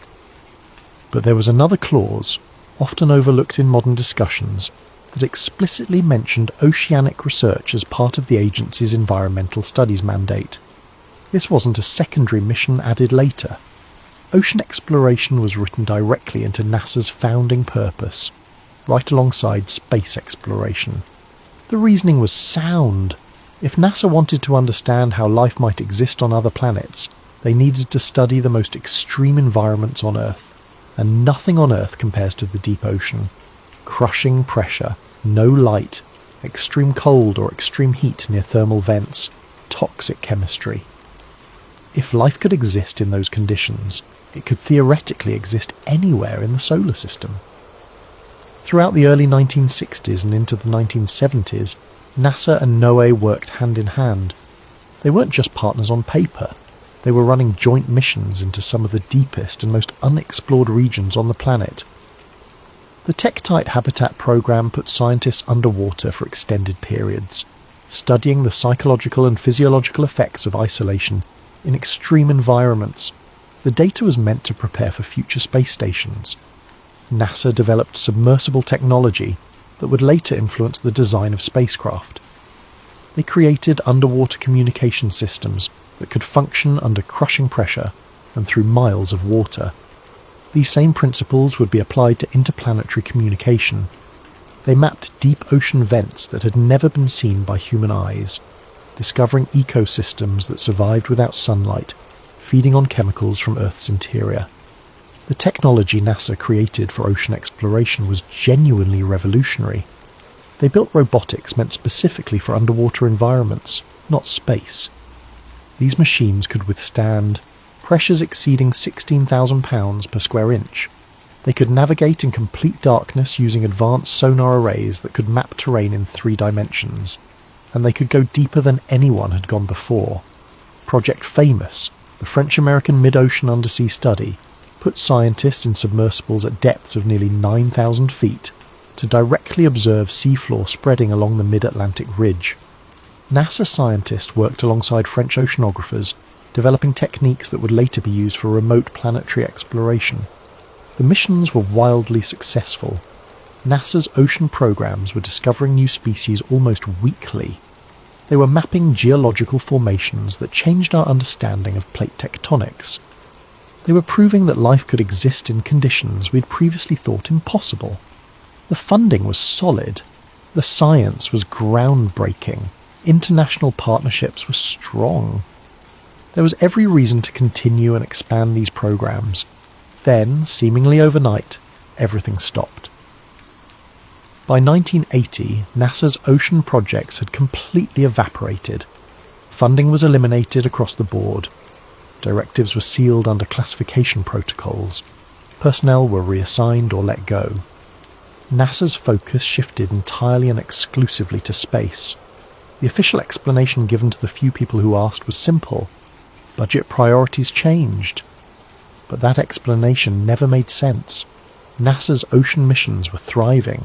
They were producing results. They were operating within budget. And yet someone, somewhere, made the decision to shut it all down immediately. Not gradually. Not through budget cuts over time. Immediately. The timing was unusual for another reason. This was the same period when deep ocean exploration technology had finally advanced to the point where humanity could access the deepest trenches on Earth. The Mariana Trench, the Tonga Trench, the Puerto Rico Trench, places where the ocean floor drops more than 6 miles below the surface, places where the pressure is over 1,000 times greater than at sea level, places where, until the 1970s, humanity simply couldn't go. But now we could. And then, suddenly, we didn't. Someone forced NASA to abandon the ocean. Someone with enough authority to override the agency's founding mandate. Someone who had seen something in those classified reports that changed everything. Fast forward to 2022. A marine archivist named Lena Hart Boone was working at a federal records facility in Maryland. At 38 years old, Lena had spent her entire adult life around documents. She had a graduate degree in library science and a fascination with maritime history that had started in childhood, growing up in a fishing community on the Carolina coast. Her father had been a commercial fisherman who loved to tell stories about strange things seen far out at sea. Lights beneath the water, sounds that didn't match any known, marine animal, the ocean's mysteries. Most of Lena's colleagues found her job tedious. Endless boxes of faded papers, decades-old reports that nobody would ever read. budget documents and personnel files and meeting minutes from agencies that no longer existed. But Lena loved it. She loved the detective work of piecing together forgotten histories. She loved finding the human stories buried in bureaucratic language. Her job was relatively mundane, cataloguing and digitising old government documents related to maritime research.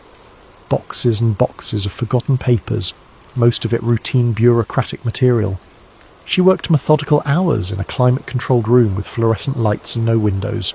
She brought the same lunch every day, a turkey sandwich and an apple, which she ate while reading whatever document she was currently processing. Her co-workers thought she was quiet, maybe a little obsessive about details, but good at her work. Then, on a Thursday afternoon in March, she opened a box that had been misfiled for decades. It contained materials that should have been in NASA's archives, not buried in a maritime storage facility. The box had been labelled NOAA Personnel Records, 1970 to 1980, and was supposed to contain routine employment documents. But the contents didn't match the label. Inside were technical reports, mission logs, and equipment manifests all bearing NASA identification codes. And buried at the bottom, underneath routine paperwork about supply orders and maintenance schedules, was a handwritten logbook that would change Lena's life forever. The log was labelled Deep Dive 7, Tonga Trench, November 1976, Elridge Team. Lena recognised the name immediately. Marvin Elridge. Over the years, she had come across his name in footnotes and passing references while cataloguing other ocean exploration documents. He had died in a car accident in 1978. Some of the documents she'd seen suggested he had been trying to report unusual findings before his death, but the details were always vague, and most sources dismissed him as someone who had become obsessed with unlikely theories. She set her half-eaten sandwich aside and opened the logbook with a careful reverence she reserved for potentially significant documents. The entries were technical at first, depth readings and precise measurements, sonar configurations with frequency ranges and pulse intervals, equipment checks listing every system by designation number, standard operational material written in the shorthand of someone who had filled out these forms hundreds of times. Depth, 11,100 feet, water temperature 34 degrees, sonar functioning at optimal parameters, beginning survey grid Alpha 7. But as the dive progressed deeper, the tone changed. Marvin's handwriting became less neat, more hurried, the observations more urgent. The technical language gave way to something more immediate, more human. Metallic echo returns at depth 11,200 feet. Configuration suggests manufactured origin. No known geological explanation. Cross-referencing known shipwrecks in region. Negative for all matches. Requesting second pass for confirmation. Second pass complete. Returns identical. Adding thermal imaging. Thermal signature inconsistent with surrounding seafloor. Object retaining heat at depth, where ambient temperature should be stable.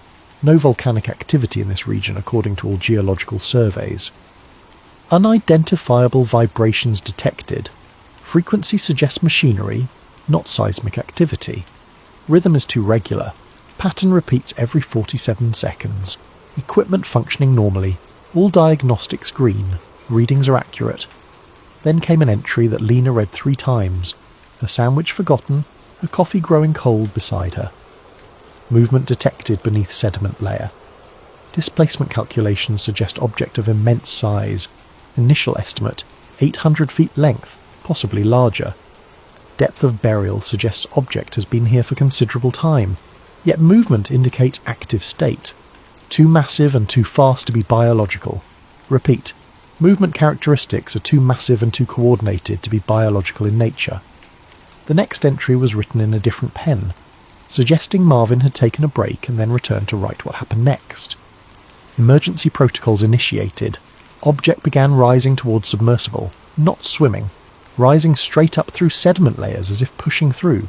Debris cloud massive, pressure wave detected by hull sensors, auto ascent engaged at 1143, sub under extreme stress, hull integrity at 78%. Lost all sensor contact with object at depth 10,000 feet during emergency ascent. All systems experienced simultaneous failure. electromagnetic pulse consistent with deliberate countermeasure, not natural phenomenon. Recording equipment destroyed. Visual contact impossible due to sediment cloud. Submersible recovered with extensive electromagnetic damage to all electronic components. Then came the final entry, written in block letters, pressed so hard into the page that the pen had nearly torn through the paper. "We're not alone down here, and they are listening." Lena sat in the archive room for a long time after reading that. The fluorescent lights hummed above her. In the distance she could hear the muffled sounds of her co-workers moving through the stacks, the quiet routine of the facility continuing around her. But she felt as if something fundamental had shifted. She should have filed the logbook according to protocol and moved on. That was the procedure. Catalogue the material, note any irregularities in a report for her supervisor, and process the next box. But something about this felt too real, too urgent, too deliberately hidden. The handwriting was steady except where urgency had made it rushed. The technical language was precise. This wasn't the work of someone prone to fantasy or exaggeration. This was an engineer documenting observations that terrified him, specifically because they were so clearly measured and verified. Lena looked around the empty archive room. She had worked here for 6 years and had never violated protocol. But she also knew that some documents had a way of disappearing once they entered the classification review process. Important things got buried under bureaucratic procedures all the time. She made copies before returning the original to the box. She told herself she was just being thorough, preserving a potentially significant historical document. Nothing wrong with that. But her hands were shaking slightly as the copier hummed, and she kept glancing toward the door, half expecting someone to walk in and ask what she was doing. Over the next few weeks, Lena began digging deeper.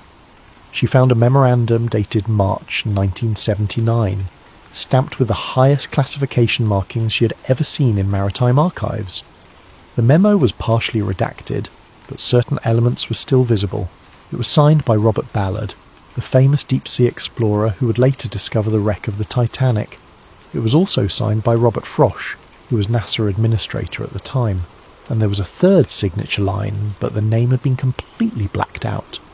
Not just redacted with a thin line, but covered with heavy black marker, as if someone had been particularly determined to ensure that name never became public. The visible portion of the memo stated, "All oceanic anomaly investigations are to be transferred to a separate classification unit effective immediately. Standard scientific protocols are suspended for designated coordinates pending Department of Defense review." Lena searched every database she had access to. She found no record of NASA ever establishing such a classification unit, at least not publicly. Whatever they had found in the deep ocean, it had been transferred to something beyond normal oversight, something that answered to the military, not civilian science agencies. She needed more information. She needed proof that this wasn't just the paranoid ramblings of one contractor who had seen something he couldn't explain. She needed evidence that the pattern was bigger. She found it in the Navy archives.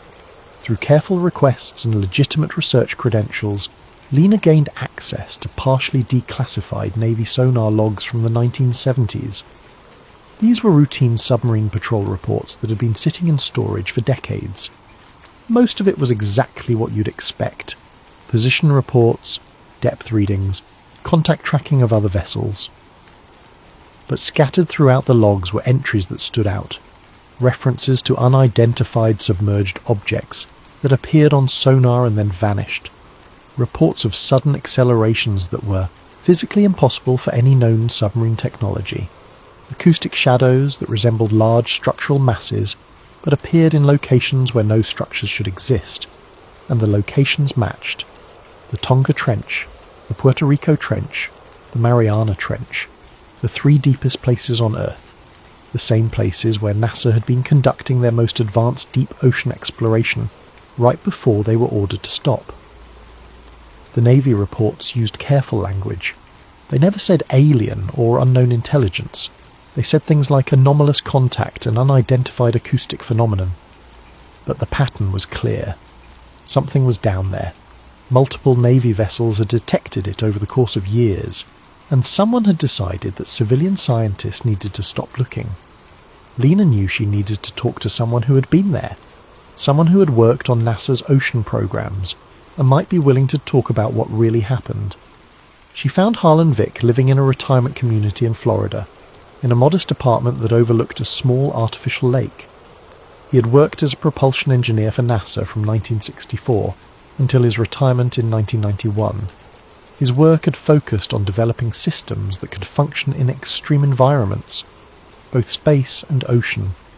His personnel file, which Lena had accessed through legitimate research channels, showed commendations for innovative solutions to pressure vessel design and deep water propulsion systems. When Lena called him and explained what she had found, there was a long silence on the other end of the line. She could hear him breathing, could almost feel him deciding whether to hang up or engage. Then Harlan said something that made her book a flight to Florida the next day. "I was wondering when someone would finally start asking the right questions. I'm 83 years old. I don't have much time left to worry about classification agreements I signed 40 years ago." They met at a small cafe near his retirement community 3 days later. It was a quiet place, mostly empty in the mid-afternoon between lunch and dinner rushes. Harlan was waiting for her at a corner booth, a lean man with age spots on his hands and sharp, intelligent eyes behind wire-rimmed glasses. He wore a faded NASA polo shirt that had probably been sitting in his closet since the 90s. He ordered coffee and spent a moment organising his thoughts before speaking, his engineer's mind clearly arranging the information in logical sequence. NASA's interest in the oceans was never really about marine biology or geology, he began, his voice quiet but steady. Those were byproducts, benefits of the research certainly, but not the primary goal. What we were really doing was searching for analogue environments, places on Earth that resembled conditions we might find on other planets or moons. The deep ocean has no light, crushing pressure that can exceed 16,000 pounds per square inch, extreme cold except near thermal vents where temperatures can exceed 700 degrees, toxic chemistry, acidic conditions. It's as close to an alien world as you can get without leaving Earth. Lena nodded. This was consistent with what she had read in the public-facing mission statements from that era. Europa, Jupiter's moon, has an ocean beneath miles of ice. Enceladus, one of Saturn's moons, has geysers erupting from an underground ocean. If we wanted to understand how to explore those worlds, how to design equipment that could survive those conditions, how to search for life in those environments, we needed to start here, in our own ocean. Harlan took a sip of coffee, his hands steady despite his age. But the deeper we went, he continued, his voice dropping even lower, the more we encountered things that didn't fit any model we had. Sonar reading that showed geometric precision, where only irregular geology should exist. Electromagnetic disturbances with no natural source. Acoustic signatures that suggested machinery operating at depths, where pressure should make any mechanical system impossible, using any technology we understood. "What kind of structures?" Lena asked, leaning forward. Harlan glanced around the cafe, even though no one was sitting close enough to overhear. The gesture seemed automatic, a reflex from decades of security consciousness. The first one was found in 1974, February if I remember correctly, a sonar mapping mission in the Puerto Rico Trench, the deepest point in the Atlantic Ocean. They were using a new high-resolution side-scan sonar array, something we had just developed. The resolution was unprecedented for that time. They picked up what looked like a perfectly circular formation at the bottom, 20 miles in diameter. Perfectly circular. They did multiple passes over 3 days. Same result every time. The resolution wasn't good enough to see fine details, but the shape was unmistakable. Nature doesn't make circles that precise, especially not that large. "Why wasn't this announced?" Lena asked, though she already suspected the answer. "Because of what happened next," Harlan said, his eyes distant, remembering. "When they sent a submersible down to investigate 2 weeks later, the formation was gone.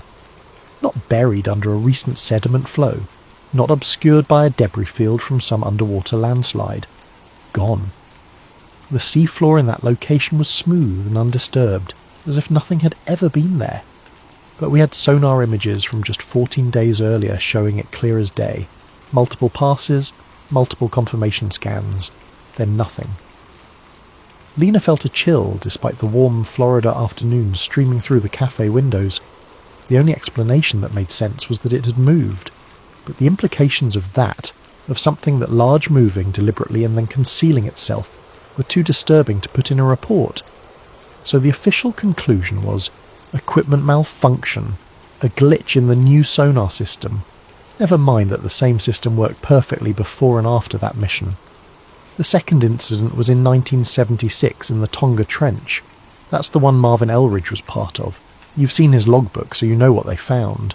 Metal signatures and right-angle construction at a depth of over 35,000 feet. When they tried to investigate, all their equipment failed simultaneously. Not broke down over time. Not showed signs of degrading performance.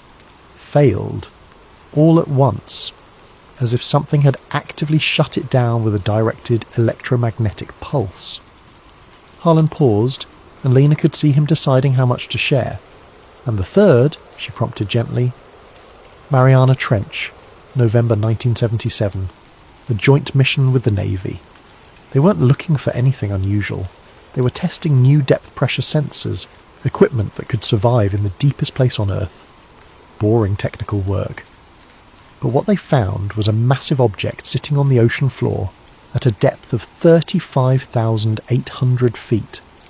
The sonar images showed what looked like a vessel or structure, except it was too large to be anything humanity has ever built.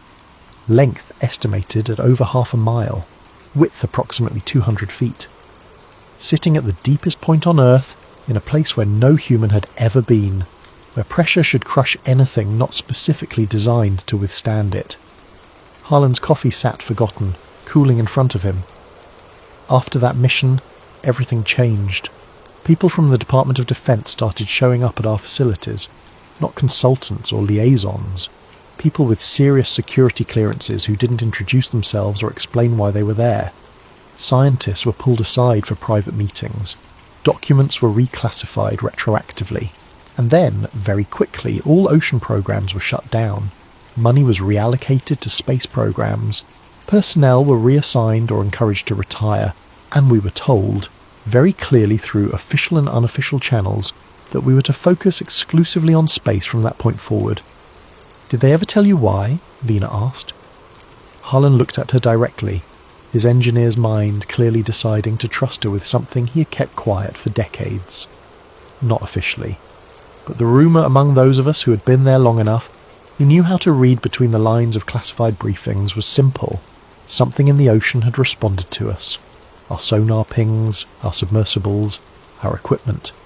We had been noticed, observed, scanned, evaluated, and someone at the highest levels of government decided that the appropriate response was to leave it alone, to stop probing, to stop investigating.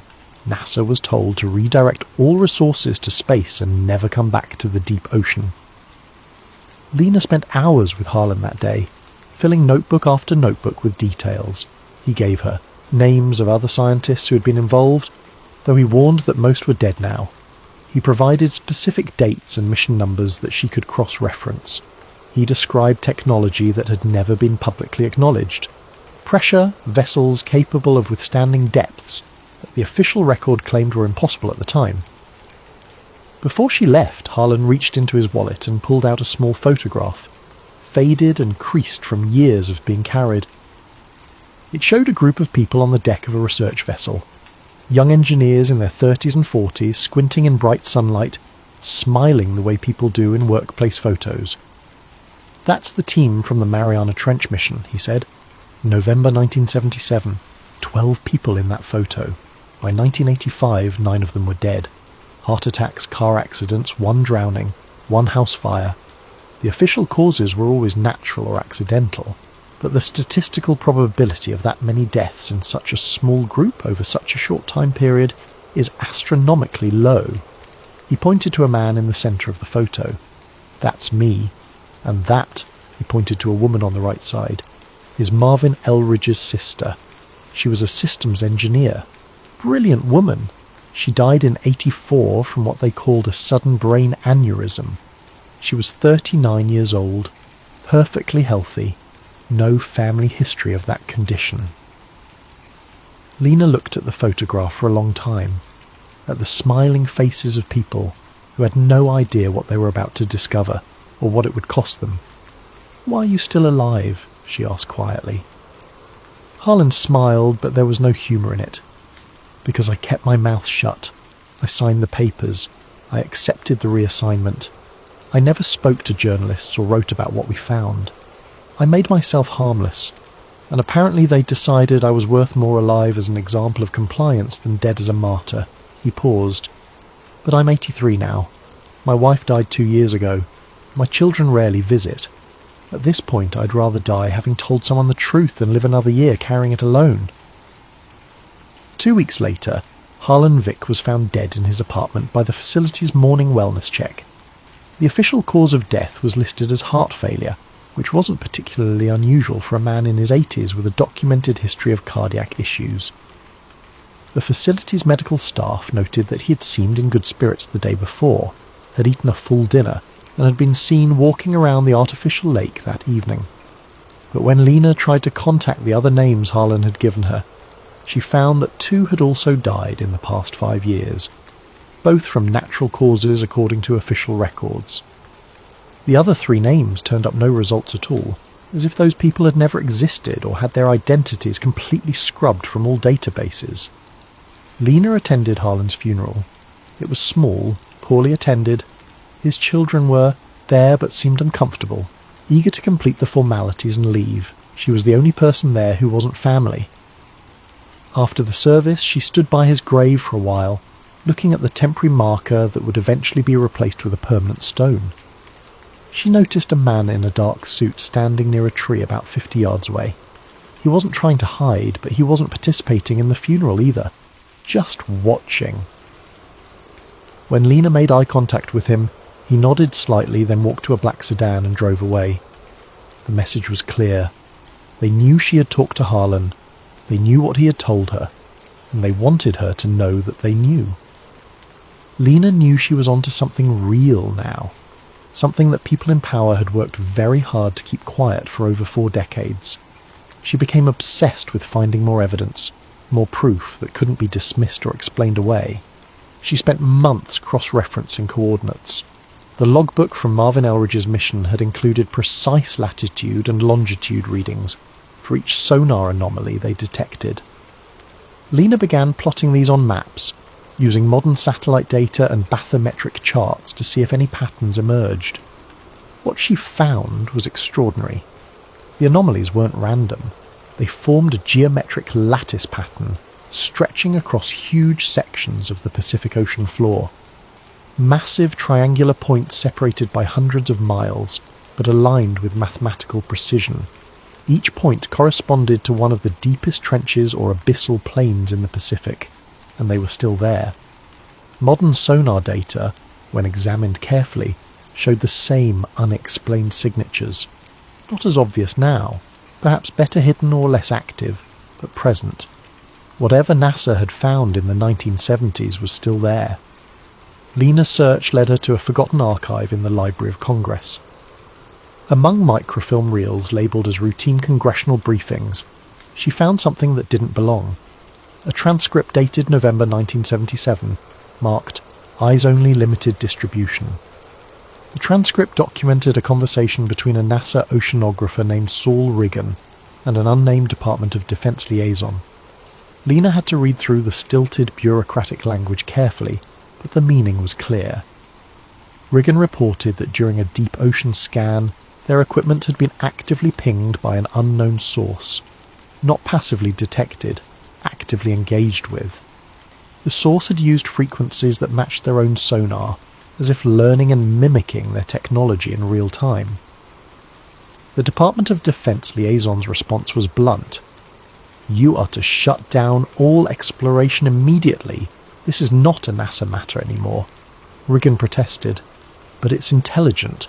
Whatever is down there responded to us deliberately. This is the most important discovery in human history."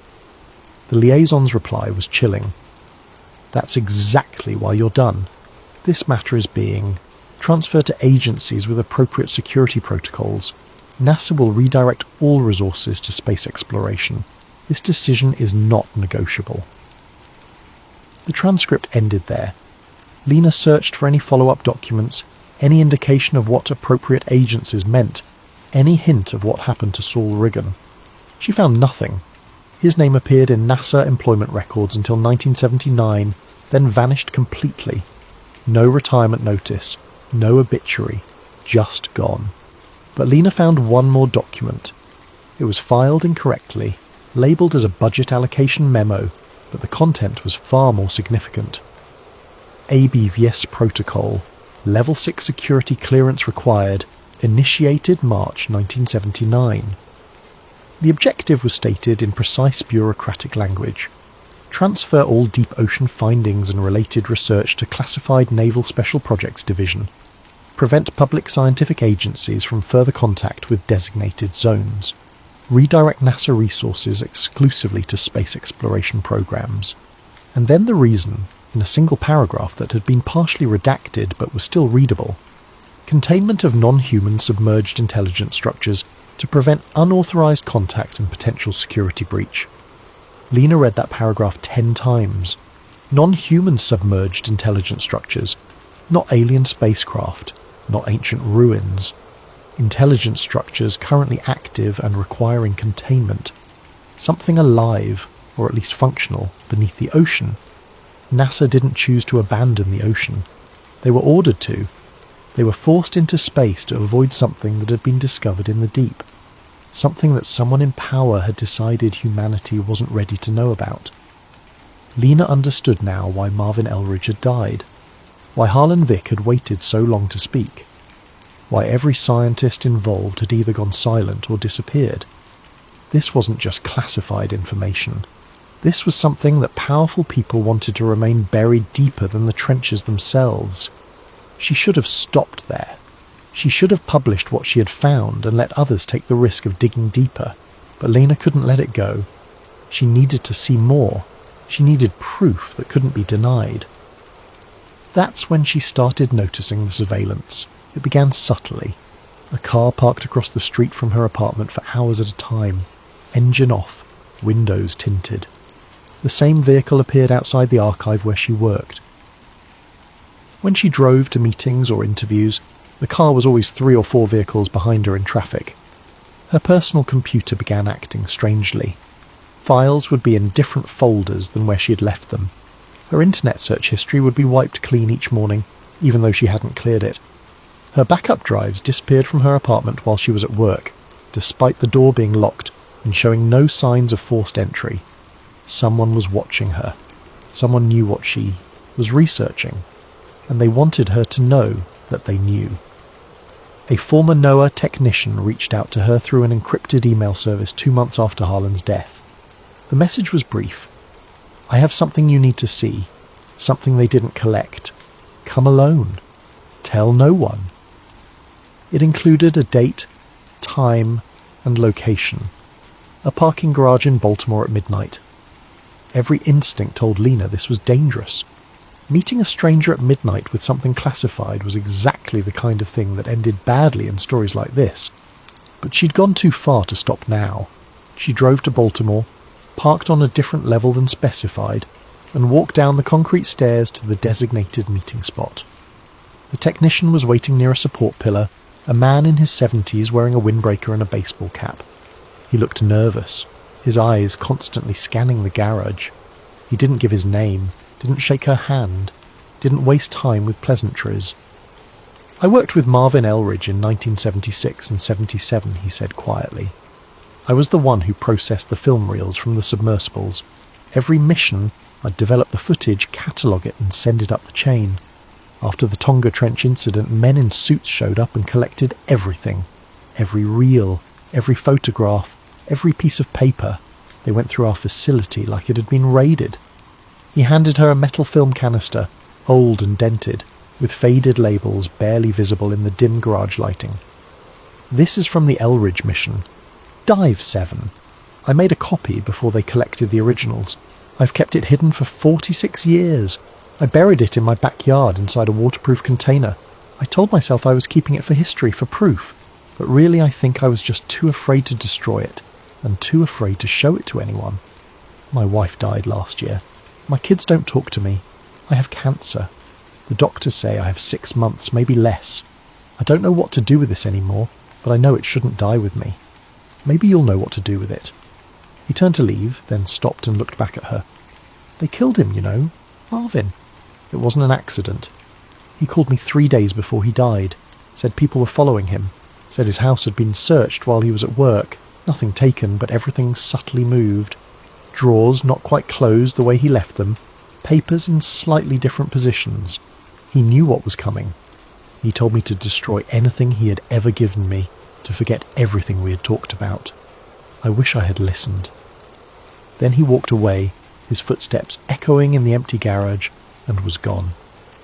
Lena stood there for several minutes, holding the film canister, feeling its weight, understanding that she was now holding something that people had killed to keep hidden. She took the film to a professional restoration service in Virginia, driving 2 hours out of her way, paying cash and claiming it was family footage from a deep-sea fishing trip in the 70s.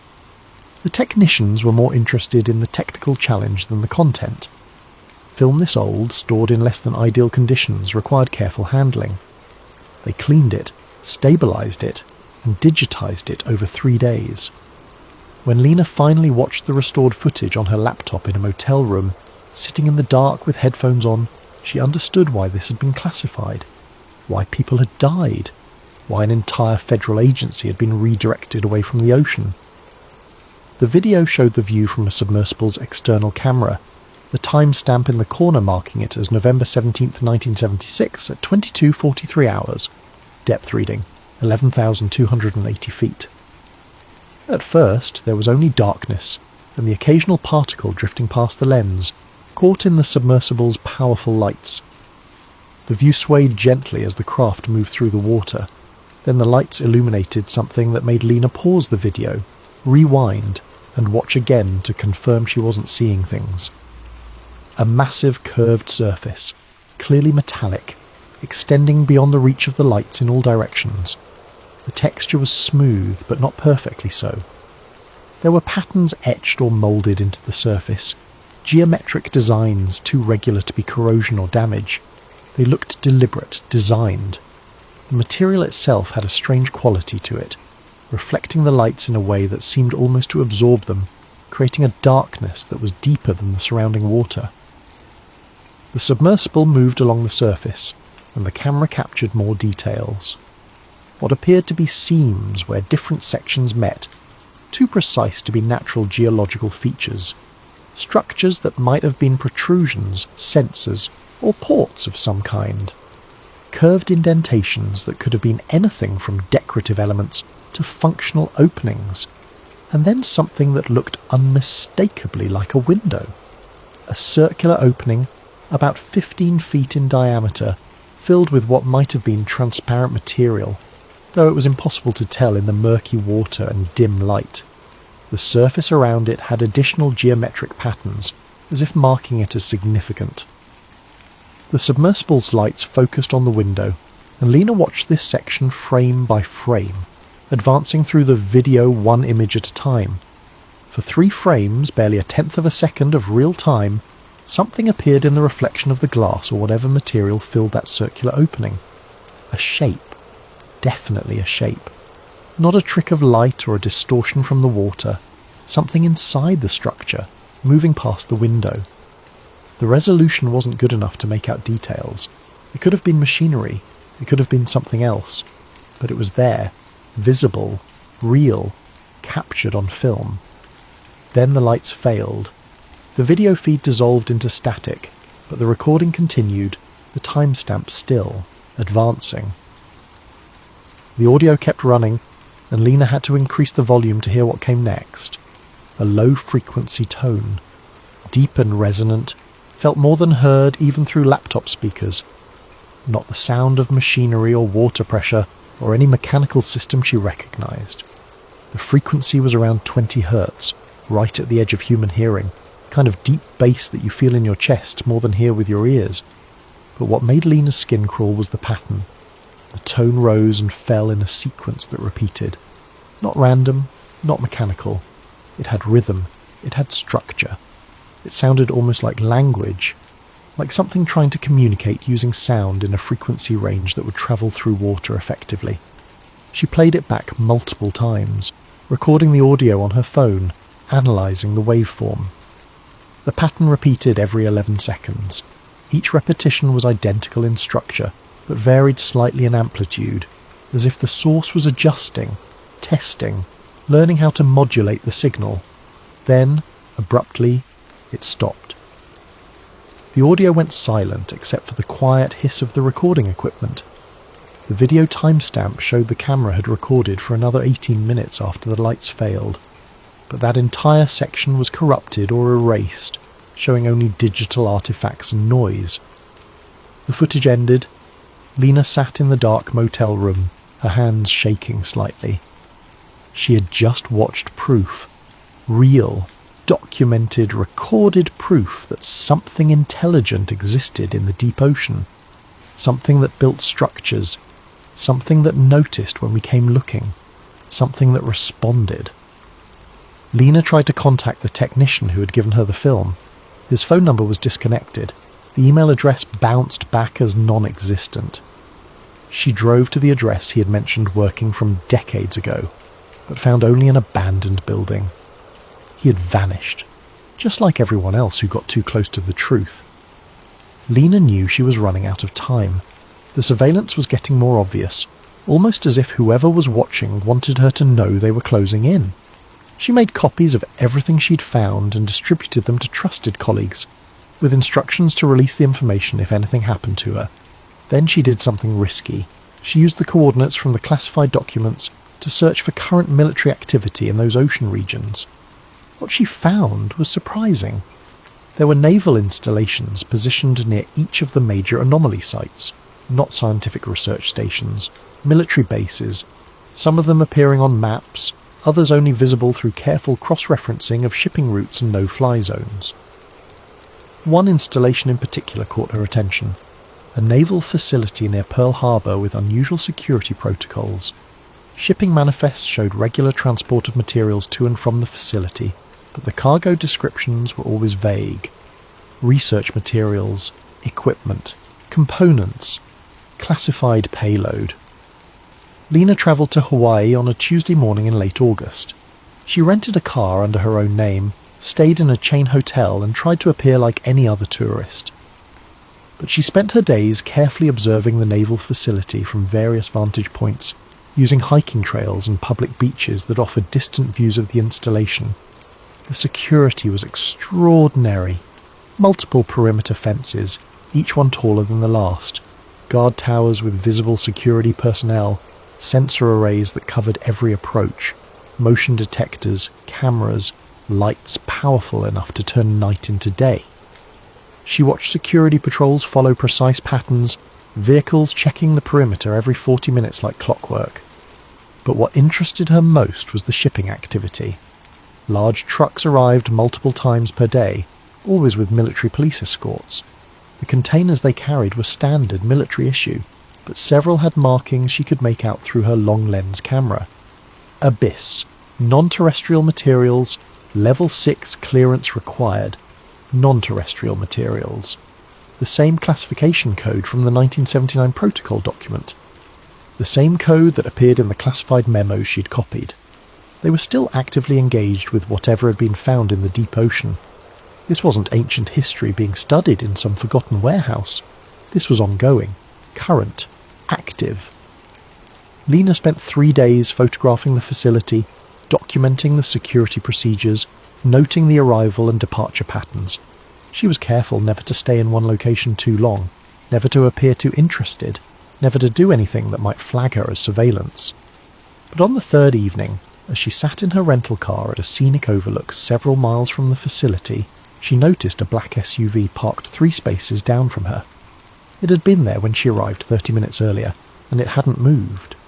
The windows were tinted, but she could see the faint silhouette of someone inside. She started her car and drove back toward her hotel. The SUV followed, maintaining a consistent distance of 3 or 4 vehicles behind her, not trying to hide, making sure she knew they were there. Lena's heart rate increased, but she forced herself to drive normally. She pulled into a shopping centre, parked, and went into a grocery store. The SUV parked at the far end of the lot. When she came out 15 minutes later with a bag containing items she didn't need, the SUV was still there. The message was clear. We see you. We know what you're looking for, and we want you to know that we know. That night, Lena sat in her hotel room with all the documents, photos and recordings she had collected spread across the bed. She had enough. Documents proving NASA's sudden withdrawal from ocean exploration. Testimony from scientists who had been there. Film footage showing an underwater structure that couldn't be natural. Photographs of current military operations at coordinates matching the original anomaly sites. She began organising everything into a comprehensive report. She wrote through the night, knowing that once she released this information, there would be no going back. Her life would change irrevocably. She might face legal consequences. She might face worse. But the truth deserved to be known. Whatever was in the ocean, humanity had a right to know about it. Scientists had died trying to bring this information to light. Their deaths shouldn't be meaningless. At 3 a.m, she called a colleague she trusted, another archivist named Thomas Brennan who had worked with her for years, a man who understood the importance of preserving historical truth. The call went to voicemail. Lena's voice was steady but urgent. "Thomas, it's Lena. I need you to listen carefully. NASA left the ocean in 1979 because they found something. Not ancient ruins, not crashed spacecraft. Something alive, something intelligent, living in structures beneath miles of water in the deepest trenches on Earth. They've been there longer than human civilization, probably longer than humans have existed at all. In 1976 and 77, multiple deep ocean missions encountered these structures. Every time we came close, every time we tried to investigate, the equipment failed, but not randomly, deliberately. These things, whatever they are, they responded to us. They noticed us. They actively prevented us from getting too close. And someone at the highest levels of government made a deal, or a decision, or maybe just realized that humanity wasn't ready to know we're not the first intelligent species on this planet. They ordered NASA to abandon all ocean research. They classified everything. They silenced everyone who tried to speak about it. I have proof, documents, testimony from scientists who were there, film footage showing one of these structures. It's all real, Thomas. Every conspiracy theory about NASA hiding ocean discoveries, it's all based on truth. They just got the reason wrong. We didn't find aliens from space. We found something that was already here. I'm going to release everything tomorrow morning. I've made multiple copies. I've distributed them to people I trust. If anything happens to me, make sure this gets out. Make sure people know. Humanity deserves to know we're not alone. We've never been alone." She hung up. Then she sent encrypted files to 3 other colleagues, academics who specialised in government transparency and scientific fraud. The files contained everything she had found: copies of the classified documents, Harlan Vick's testimony, the digitised film footage, photographs of the naval facility. At 6 a.m, she packed her laptop, her camera and the original documents into her bag. She checked out of the hotel and started driving toward Honolulu International Airport. Her flight wasn't until evening, but she wanted to be somewhere public, somewhere with security cameras and witnesses. She never made it to the airport. At 8:15 in the morning, a highway patrol officer found Lena's rental car abandoned on Highway 3, a relatively quiet stretch of road about 12 miles outside of Pearl Harbor. The engine was still running, the driver's door was open, her keys were in the ignition. Her phone was on the passenger seat, battery removed and placed carefully beside it. There was no sign of struggle, no blood, no evidence of an accident. The car showed no damage. There were no skid marks on the road. Her suitcase was still in the trunk. Her purse was still in the front seat, wallet and credit cards intact. Lena Hart Boone had simply vanished. Within 6 hours, federal agents arrived at the scene. They took the car, they took everything in it, and they issued orders to local police that this was now a federal matter. No press releases, no public statements. The investigation would be handled at a higher level. Within 12 hours, more federal agents raided Lena's apartment in Maryland. They arrived with a warrant so heavily redacted that the property manager couldn't even tell what specific items they were authorized to seize. They took her computer, her files, her backup drives, her notebooks. They took everything. They interviewed her colleagues at the archive facility. The interviews were polite but firm. They explained that Lena had been involved in unauthorized access of classified materials, that her recent behaviour suggested significant psychological stress, that anyone who had received documents from her should turn them over immediately and refrain from discussing her work with anyone, as doing so could result in serious legal consequences. The official statement from authorities was brief and carefully worded. Lena Hart Boone had been reported missing. Her vehicle had been found abandoned in Hawaii. There was no evidence of foul play. Given her recent behaviour and the stress she had been under, authorities believed she may have wandered away from her vehicle in a state of confusion or distress. Search efforts were underway. The public was asked to contact authorities if they had any information. No mention of classified documents. No mention of NASA or ocean exploration. No mention of what she'd been researching. Just a troubled woman who had disappeared, probably due to mental health issues. Nothing more to see here. Thomas Brennan received the voicemail that evening when he woke up for his night shift at the archive facility. He listened to it 3 times, his blood chilling more with each repetition. He immediately checked his encrypted email and found the files Lena had sent him. Everything she had mentioned. All the proof. For 2 days he debated what to do. Then 2 federal agents appeared at his home. They were polite, professional. They explained that Lena had been suffering from a mental health crisis, that she had been accessing classified materials without authorization, that any documents she had shared were the product of her deteriorating mental state and should not be taken seriously. They asked if she'd sent him anything, if she'd shared her theories with him, if he had any of her documents. Thomas lied. He said no. He said Lena had seemed stressed lately but hadn't shared any specifics of her work. He said he was worried about her and hoped she would be found safely. The agents thanked him and left, but Thomas noticed the car parked down the street that evening, and the next evening, and the evening after that. He deleted the encrypted files without looking at them again. He erased Lena's voicemail. He told himself he was being smart, not cowardly, that he had a family to think about, that getting himself killed or disappeared wouldn't honour Lena's sacrifice. The other colleagues Lena had sent files to made similar choices. The risks were too great. The evidence could be dismissed as forgery. The penalties for possessing classified materials were severe. One by one, they deleted the files or turned them over to authorities. Within a week, it was as if Lena's entire investigation had never existed. But 1 week after her disappearance, on a Thursday at 2:17 in the morning, a single document appeared on an anonymous forum dedicated to government conspiracies and unexplained phenomena. The forum had existed for years, a place where people shared theories about everything, from UFOs to assassinations to hidden technologies. Most of it was speculation and wishful thinking. This post was different. It was uploaded from an untraceable account that had been created minutes before the post appeared. The routing data, analysed later by forum administrators and independent researchers, showed the post had bounced through 17 different countries, using VPN services and proxy servers to obscure its origin.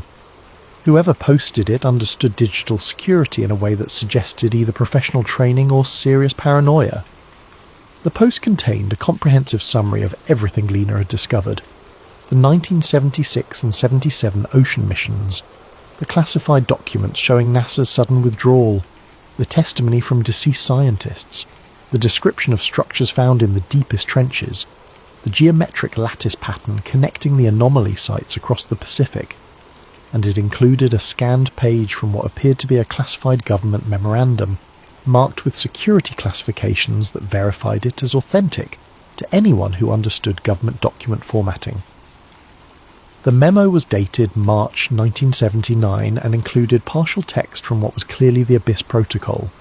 The post read, "We didn't stop exploring the ocean because we couldn't.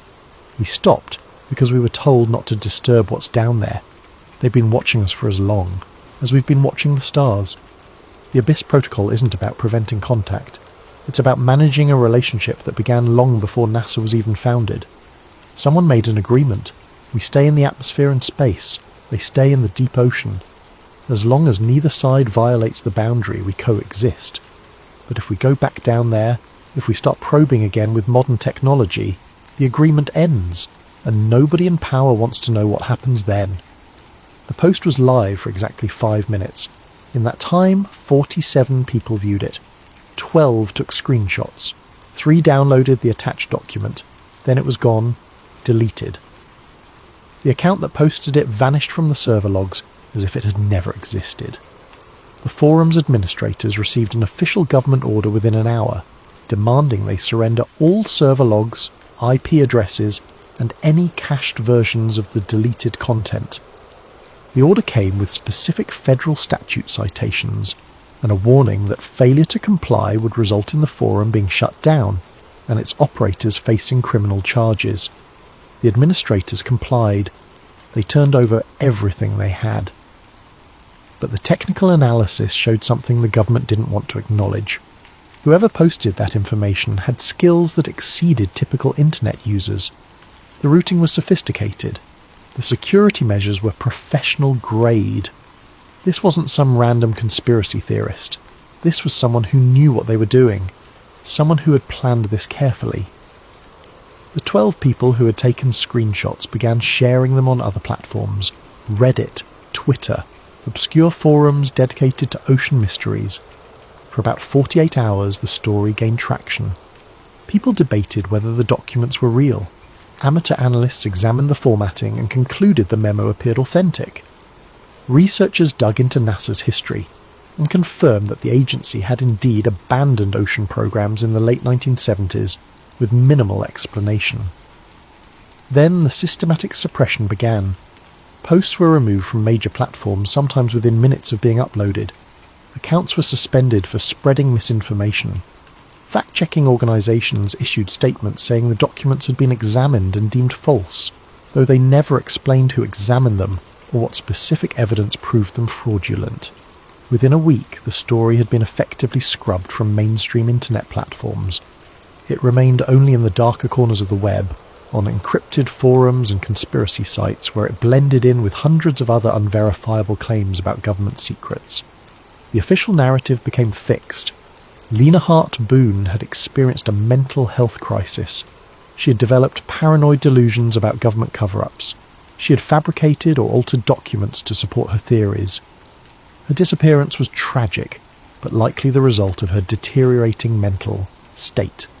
The documents she supposedly found were either forgeries or legitimate materials taken wildly out of context. Researchers who looked into the story found nothing solid to grasp. Lena's disappearance was real and documented, but the content of her research was impossible to verify. The documents she supposedly found had vanished. The people she interviewed were dead or refused to speak. The footage no longer existed in any archive, public or private.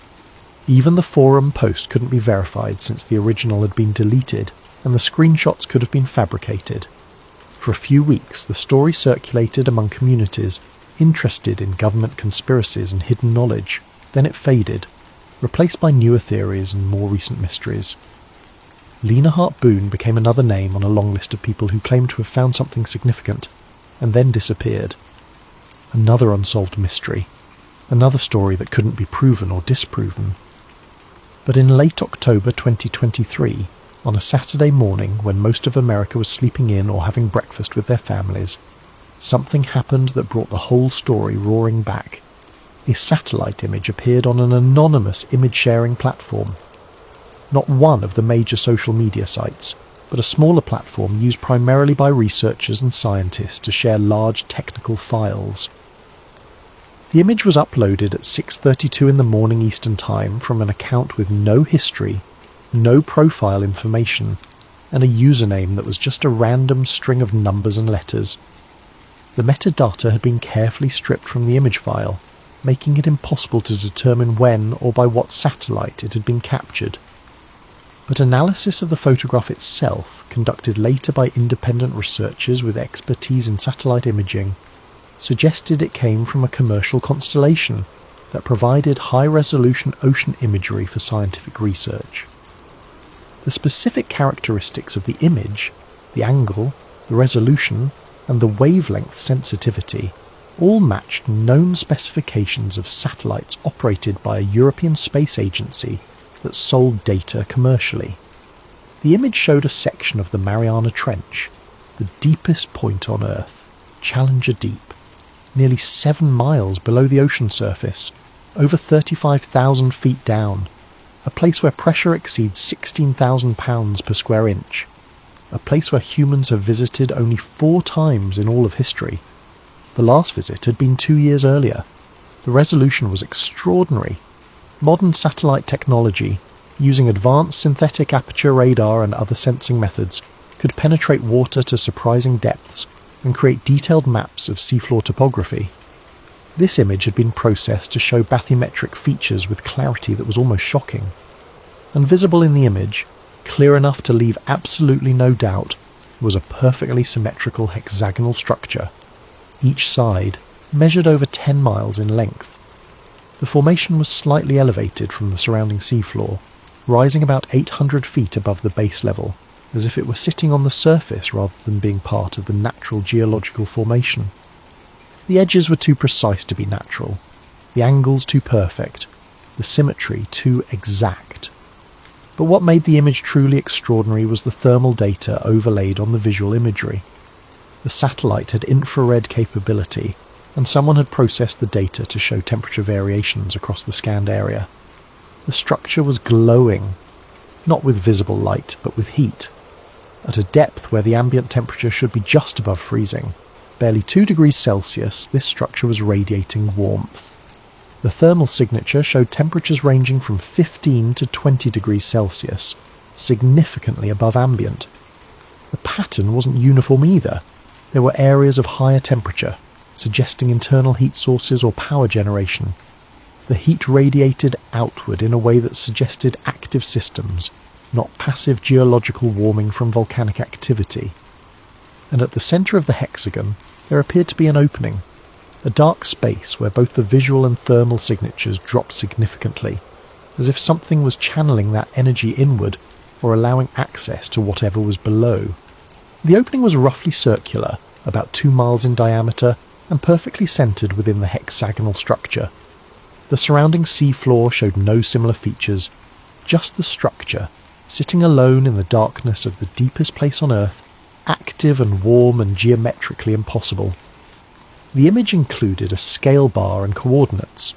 Anyone with basic knowledge of geographic information systems could verify that this was indeed Challenger Deep, at precisely the deepest measured point in the Mariana Trench. The location matched historical records of depth measurements and previous mapping efforts. Within the first hour, the image was viewed by 300 people, scientists, researchers, ocean enthusiasts, and people who followed maritime mysteries. Many of them downloaded the full resolution file. Some immediately began analysing it, checking the metadata, examining the pixels for signs of manipulation or forgery. Their initial findings were disturbing. The image didn't show obvious signs of digital manipulation. The noise patterns were consistent with legitimate satellite imagery. The compression artifacts looked natural. The thermal data aligned properly with the visual data in ways that would be extremely difficult to fake convincingly. The post that accompanied the image contained no explanation, no manifesto, no detailed claims. Just the image and a title that sent chills through everyone who read it. NASA was right to leave. Within 6 minutes of being posted, the image was gone. The account deleted. The platform's administrators later reported that they had received what appeared to be an automated takedown request citing national security concerns. The request had come with federal authentication codes that the administrators had no way to verify or challenge. But by then, it was too late. 300 downloads had already been made, screenshots had been captured, the image had been shared to other platforms, and once something reaches the internet, it never truly disappears. Over the next 48 hours, the image spread. Reddit communities dedicated to ocean mysteries erupted in debate. Twitter accounts shared compressed versions. YouTube videos analysing the image began appearing, some racking up hundreds of thousands of views before they too were removed for unspecified violations of community guidelines. Independent analysts worked to verify the image's authenticity. Several with expertise in satellite imaging concluded that it appeared to be legitimate. The thermal characteristics were consistent with real infrared data. The bathymetric details matched known features of the Mariana Trench. If it was a fake, it was an extraordinarily sophisticated one that would have required access to genuine satellite data and considerable technical expertise. But verification was impossible, because nobody could identify the source satellite or the capture date. The European Space Agency that operated the most likely satellite constellation denied having any knowledge of the image. When pressed for their own imagery of that location, they stated that their satellites didn't routinely image Challenger Deep due to limited commercial interest, and any existing imagery was restricted for purchase by licensed researchers only. Governments refused to comment. NASA issued a carefully worded statement saying they had no current ocean exploration programs and couldn't verify the authenticity of any images being circulated on social media. They encouraged people to be skeptical of unverified information from unknown sources. The Navy simply declined to respond to inquiries from journalists. The National Oceanic and Atmospheric Administration released a statement explaining that seafloor features could sometimes appear geometric due to natural geological processes, and that thermal anomalies near trenches were often caused by volcanic activity or unique pressure conditions. They made no specific reference to the image in question, and didn't address why this particular formation was so perfectly hexagonal, or why it was located at a point with no known volcanic activity. But researchers who knew where to look found something interesting that couldn't be easily dismissed or explained away. In the weeks following the leaked image, there was a significant and measurable increase in military ship activity near the Mariana Trench. Data from commercial ship tracking services, which monitor vessel movements using AS transponders, showed unusual patterns. Naval vessels that official records claimed were conducting routine exercises in other parts of the Pacific had their transponders go dark for extended periods. When they reappeared, their position suggested they had been operating near the Mariana Trench during those dark periods. Submarine activity, which is harder to track but can be inferred from support vessel movements, and military communication patterns also increased. Attack submarines require surface support ships for long-range operations. The movement of these support vessels suggested increased submarine presence in the region. Scientific research vessels that had been scheduled to work in that region suddenly had their permits revoked without explanation. Applications for new research permits were denied or indefinitely delayed. Independent researchers who tried to book commercial deep-sea exploration found that the coordinates they requested were unavailable due to unspecified military operations. Amateur satellite watchers, people who track military reconnaissance satellites as a hobby, noticed that several satellites altered their orbits to provide more frequent coverage of the Challenger Deep area. The orbital changes were small but measurable, suggesting someone wanted more regular imaging of that specific location.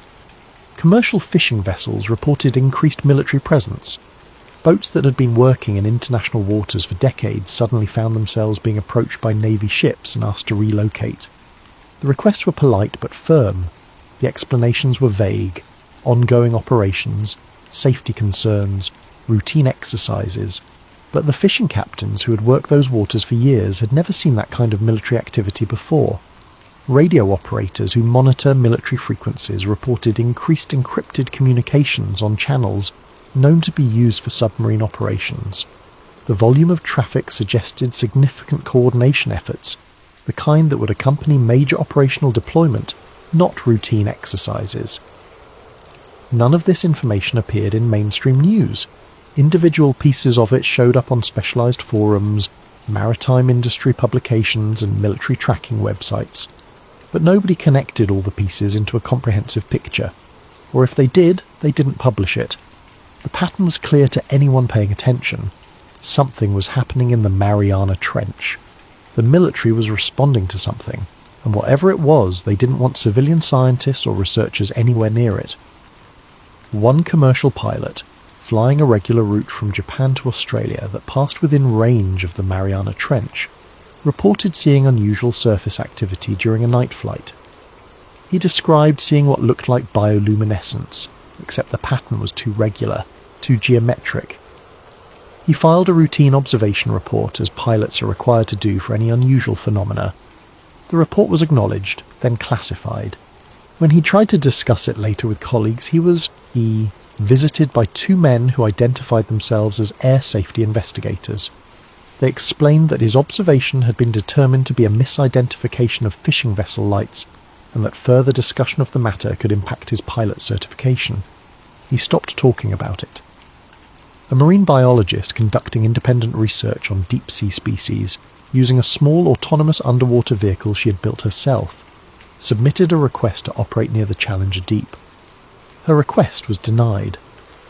When she asked for an explanation, she was told that military operations were ongoing in the region, and all civilian research activities were temporarily suspended for safety reasons. When she asked when the suspension would be lifted, she was told that information was not available.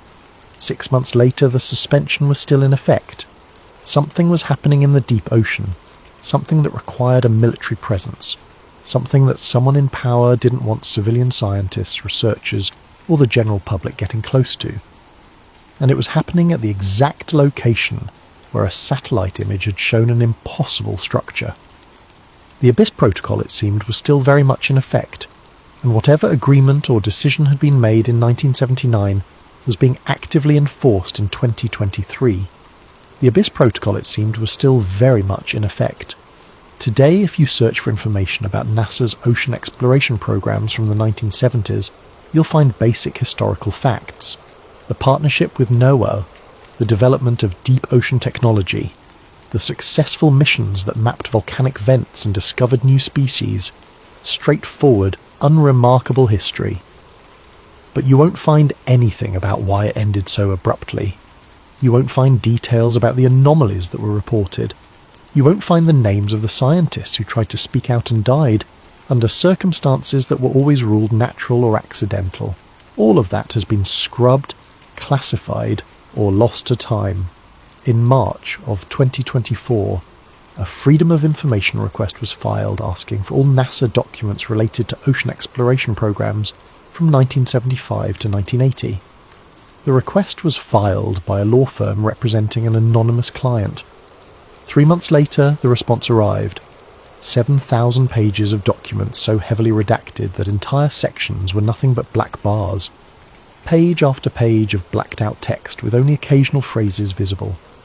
Depth readings nominal. Equipment functioning as expected. Mission concluded successfully.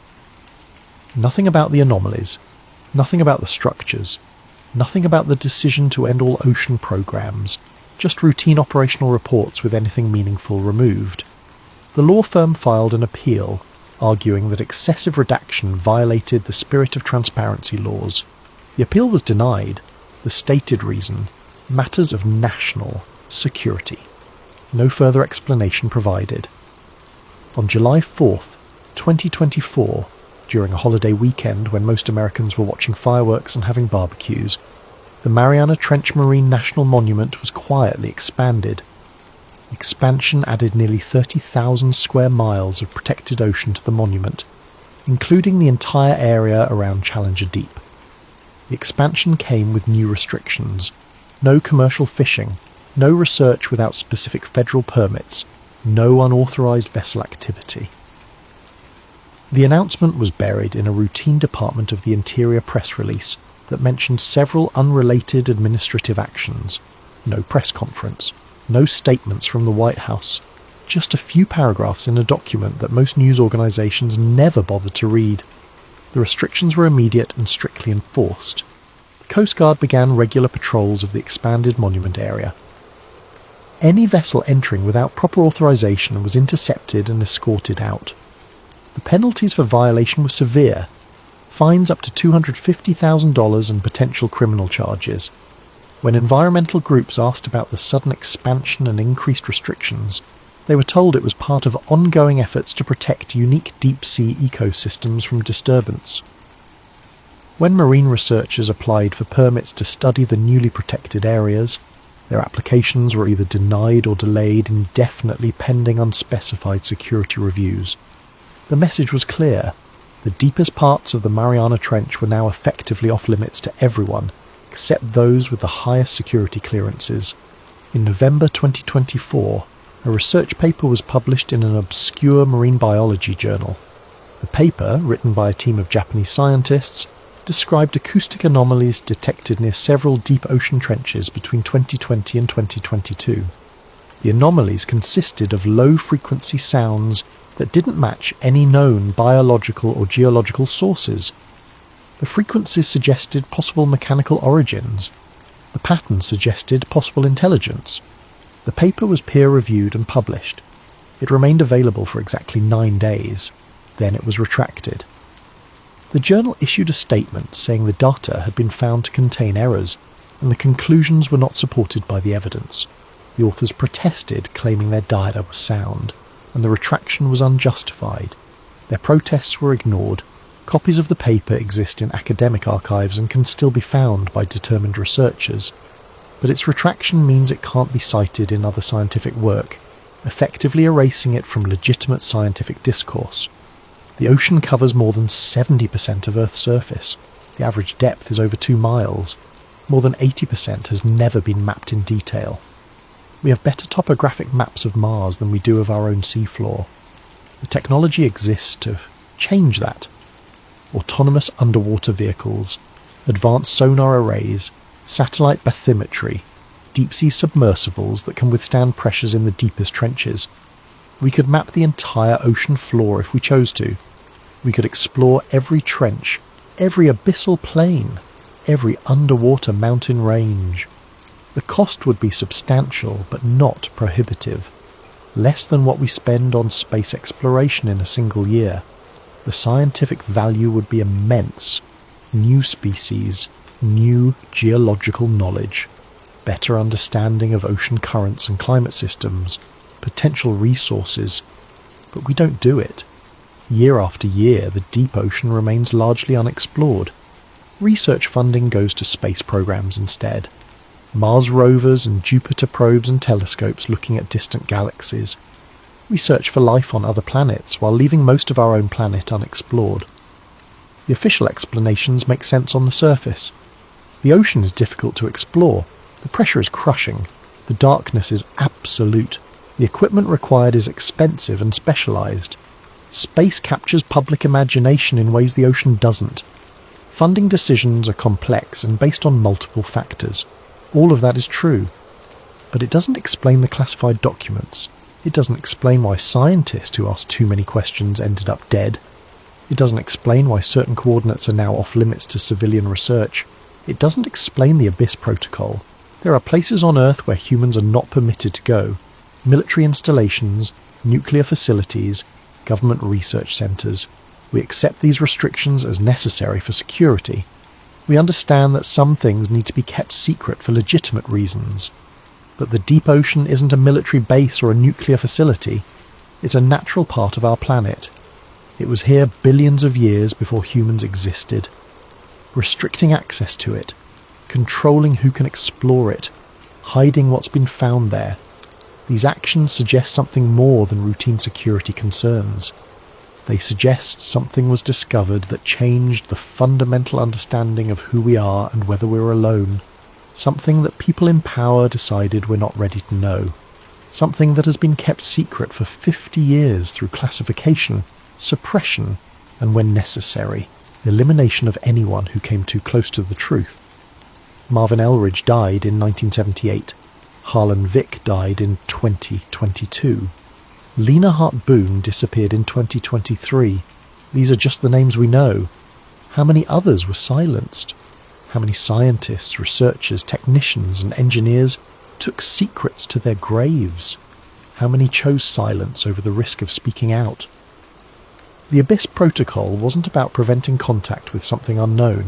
It was about managing information, controlling what humanity knows about its own planet, maintaining a narrative that humans are the only intelligent species on Earth, even in the face of evidence to the contrary. Someone, somewhere, made the decision that this secret was worth keeping, that whatever exists in the deep ocean should remain there, undisturbed and unknown, that NASA should explore space instead, that the public should believe we stopped exploring the oceans simply because space was more interesting. And for 50 years that decision has held, through changes in presidential administrations, through shifts in public opinion, through advances in technology that would make discovery easier. The secret has been maintained. Documents remain classified. Witnesses remain silent or dead. Research remains restricted. The satellite image from 2023 showed something that should not exist in nature. A hexagonal structure over 60 miles in perimeter, sitting at the deepest point on Earth, radiating heat, with an opening at its centre. It existed for 6 minutes on the internet before being scrubbed. But those who saw it remember. The structure is still there. The thermal signature hasn't changed. Military vessels continue to patrol the area. Permits continue to be denied. And somewhere in classified facilities, people monitor those depths, watching for changes, for activity, for signs that whatever agreement or understanding exists might be breaking down. The ocean keeps its secrets well, and in the crushing darkness of the deepest trenches, at pressures that would instantly kill any human, beneath miles of water where no light has ever reached, something exists. Something with geometric precision. Something that radiates heat. Something that noticed when we came looking in the 1970s and responded by shutting down our equipment. Something that may have been here long before humans walked the Earth. Something that built structures in the deep ocean for purposes we can't begin to understand. Something that someone in power encountered and then decided humanity was better off not knowing about. NASA didn't choose space over ocean. They were pushed into space, ordered to look up instead of down, told to search for life on distant planets while ignoring the evidence of non-human intelligence right here on Earth. The choice was made, the protocol was established, and for 50 years it has been enforced with classification protocols, funding redirection, permit restrictions, and when necessary, permanent silence. The truth is down there, in the Mariana Trench, in the Puerto Rico Trench, in the Tonga Trench, in the deepest, darkest, most inaccessible places on our planet. Waiting, watching, existing, and we have been told to leave it alone. Perhaps that was the right decision. Perhaps there are discoveries that humanity isn't ready for. Perhaps there are truths that would fundamentally break our understanding of the world in ways we couldn't recover from. Or perhaps those in power simply made a choice that they're not the ones suffering. They're not the ones who died asking questions, and they're not the ones who have to live with the weight of suppressed knowledge. The ocean covers 70% of our planet. It holds secrets we haven't even begun to imagine. And somewhere, in a facility with the highest security clearance, in a room where the protocols are enforced and the decisions are made, someone knows exactly what those secrets are. They've known since 1978, and they've decided you shouldn't.